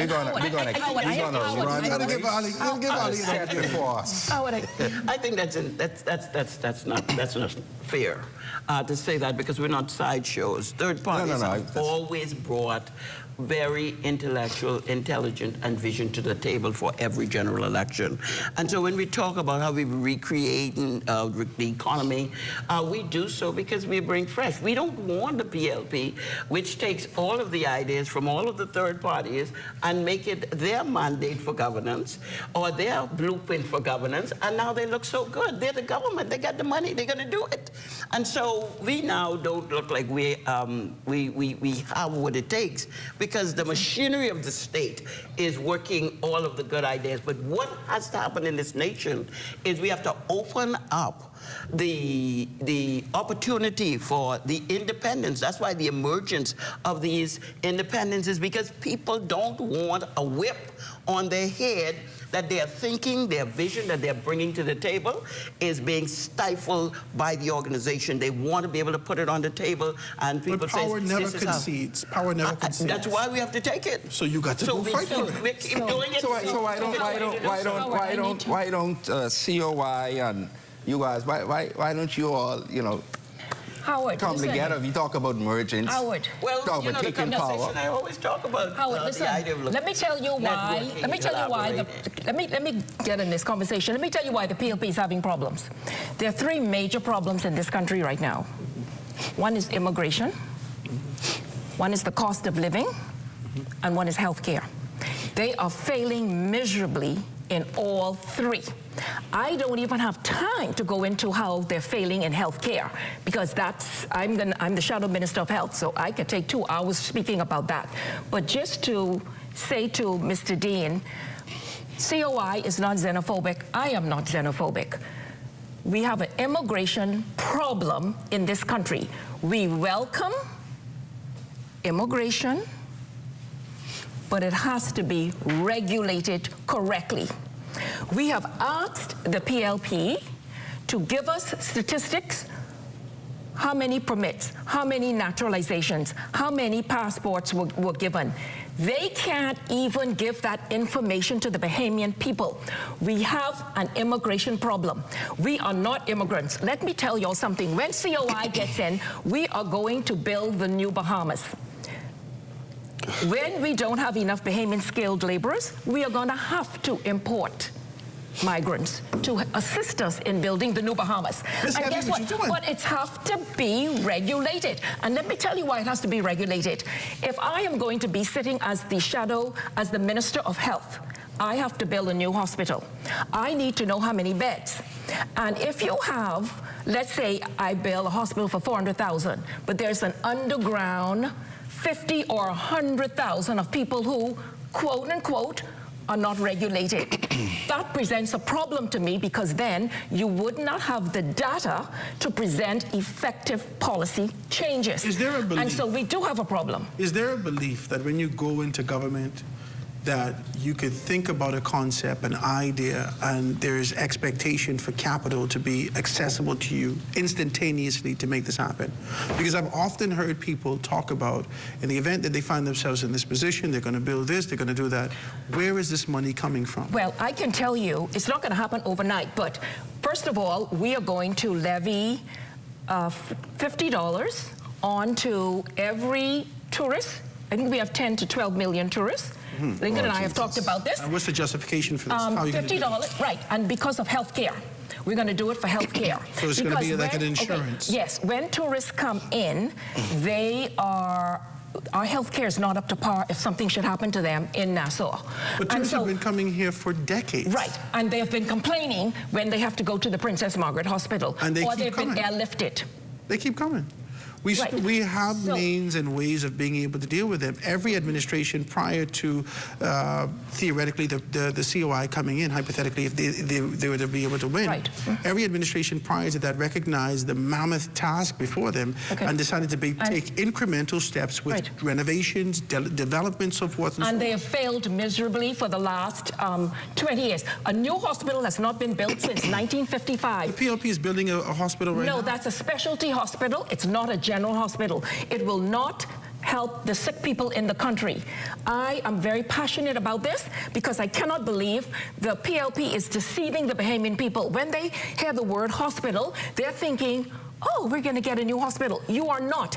You're getting something where it's women and child health. 200 beds, and they will be delivering babies. They may have a diagnostic center there where you have x-rays. They may put the morgue there, and they may have a little emergency center.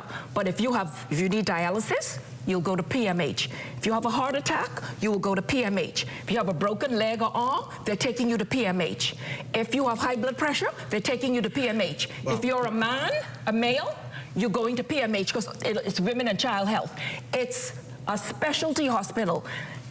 I'm not against specialty hospitals. Aren't women and children the majority of our population? I am not against specialty hospitals. But we have to treat our sick. We have to treat our sick people first.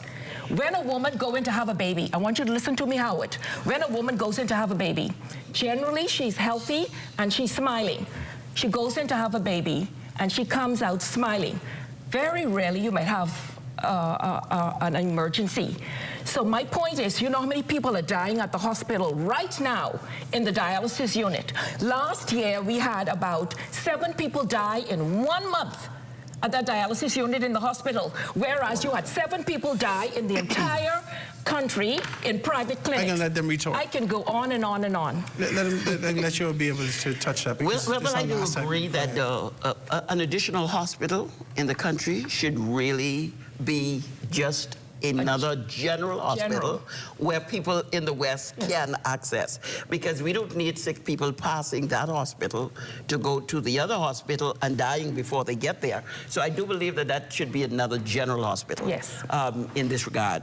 I also believe that as we look at how do we fund the things, because as you say, we have an unrealistic idea about how, if you come to governance, you're going to fund all of these projects. I want to invite people to go to our Blueprint for Governance at bcbparty.org, because our visionaire, co-visionaire, Cornelius McKinney, you don't always like me to call his name, but he has the most creative ways as to how we're going to monetize certain things to create money and income. Why hoard the information? Well, it's not all it's available since what I'm saying is that, 2022. so you're not working in the consultancy capacity to be able to speak to the government. Is this for country or is this for parties? No, this is for country, and this has been available. We have made that Blueprint for Governance available to so many people. It's been on the website. We've never took it down, bcbparty.org, Blueprint for Governance. The information is there because anyone coming to the table, I think the PLP has used some of it, but they have not gone all the way to how we create the kind of funding that is needed. And one thing I do agree with Veronica on is that if we develop the country based on our Blueprint for Governance, we're going to need people to come. So we're going to need planned immigration as to how, and we want to make sure we know who's in the country. It doesn't matter that people come, people build America, immigrants build America, but you have to know who's in the country. And that is very important. Order is more important than just politics. Let me give Carl these last 2 minutes. Go ahead, Carl. Well, you know, I don't think nobody is going to ever support illegal migration. You know, the PLP has the record when it comes to repatriation during the term. You know, also you've seen a consistent campaign against demolishing the shanty towns. And so we have taken a proactive approach when it comes to immigration, and we have seen fewer landings on boats, etc. And so I believe we have taken a proactive approach with immigration. When it comes to healthcare, PMH is a legacy problem. PMH, I mean, been a problem for me, I know myself. People were complaining about the hospital. People were complaining about the service at the hospital, not just the hospital itself, but it's a service at the hospital. And so, you know, we have a new hospital going up in Grand Bahama. We have a new hospital going up here. We have seen major repairs to all of our clinics here on the family of islands. And one of the things that, that this government is focused on is teaching people how to be healthy. We could build 10,000 hospital beds, but if you have an unhealthy population, if you have a people that eat bad, that eat, you know, processed food, and they generally unhealthy, you're going to always have an overflow at the hospital. You had two segments, so let me have 1 minute. To you. and so I believe that it's imperative that we begin to teach our people to eat healthy. The Ministry of Health has something called a wellness unit. The wellness unit goes to all of the family of islands. It goes through all the communities in New Providence, and it teaches people how to eat healthy. Because if we could get people to become healthy, we could reduce the amount. But the importation is one of the issues that. So I'd like to. And so I think, you know, in the future, you know, I hope that we can have a country where we grow most of our food organically, a country where we can see legislation that makes it mandatory that you buy local first. Then you make the application to the government to be able to import. And I also believe that that sort of, that training, that concept, that idea should be paired with education. Because once you introduce that to a young person's mind, because we've never been introduced to this as young people, not in this society. And then when I was a child, we was eating peas and rice and chicken and macaroni for lunch. And Howard, I want to say something before we end the night. Mr. Dean said there's nothing wrong with the hospital as it exists, only the service. No. That's what you said. No. You said there's nothing wrong with the hospital, only the It's been a service. legacy issue No, for I a did not long say that. time. And the service. And the service. And the service. People complain about the hospital and the service at the hospital. That's what Because they said. I wanted to make it clear that a consultancy group from Texas came in and they consulted with the PLP and the FNM, and they told them, they advised them that that building has to be demolished. None of them have acceded to that, and I don't know why. They keep kicking the can down the road, and healthcare is getting worse and worse. It is the worst we have seen in about 30 years. It is so bad. That's why I said this election will be won on three We're going to have issues. to have a show about healthcare and stretch it out far and wide, because sound bites of issues in isolation and in vacuums doesn't give that sort of a layout of what we're seeing there. When we start to talk about this, we have to be very clear and very honest about these particular things. Every administration did kick this can down the road. Yes. But there was a great deal of issues that was associated with that, why they couldn't be able to see that through. So we want to be able There is no reason, Howard, there is no reason for you to have your Bahamian people unhealthy. And that's why the people... We gotta go. That does it for us here at the Rundown, guys. Make sure you stay locked in the ZNS Network. For the Bahamas tonight at 11 p.m., it's the final newscast in the country with the latest in news and information with Corvell Pryfram. For all of us here at the ZNS, I am Howard Grant, and thanks so much for joining us. At the Lyndon Bindling International Airport, I'm Corvell Pryfram. This is ZNS.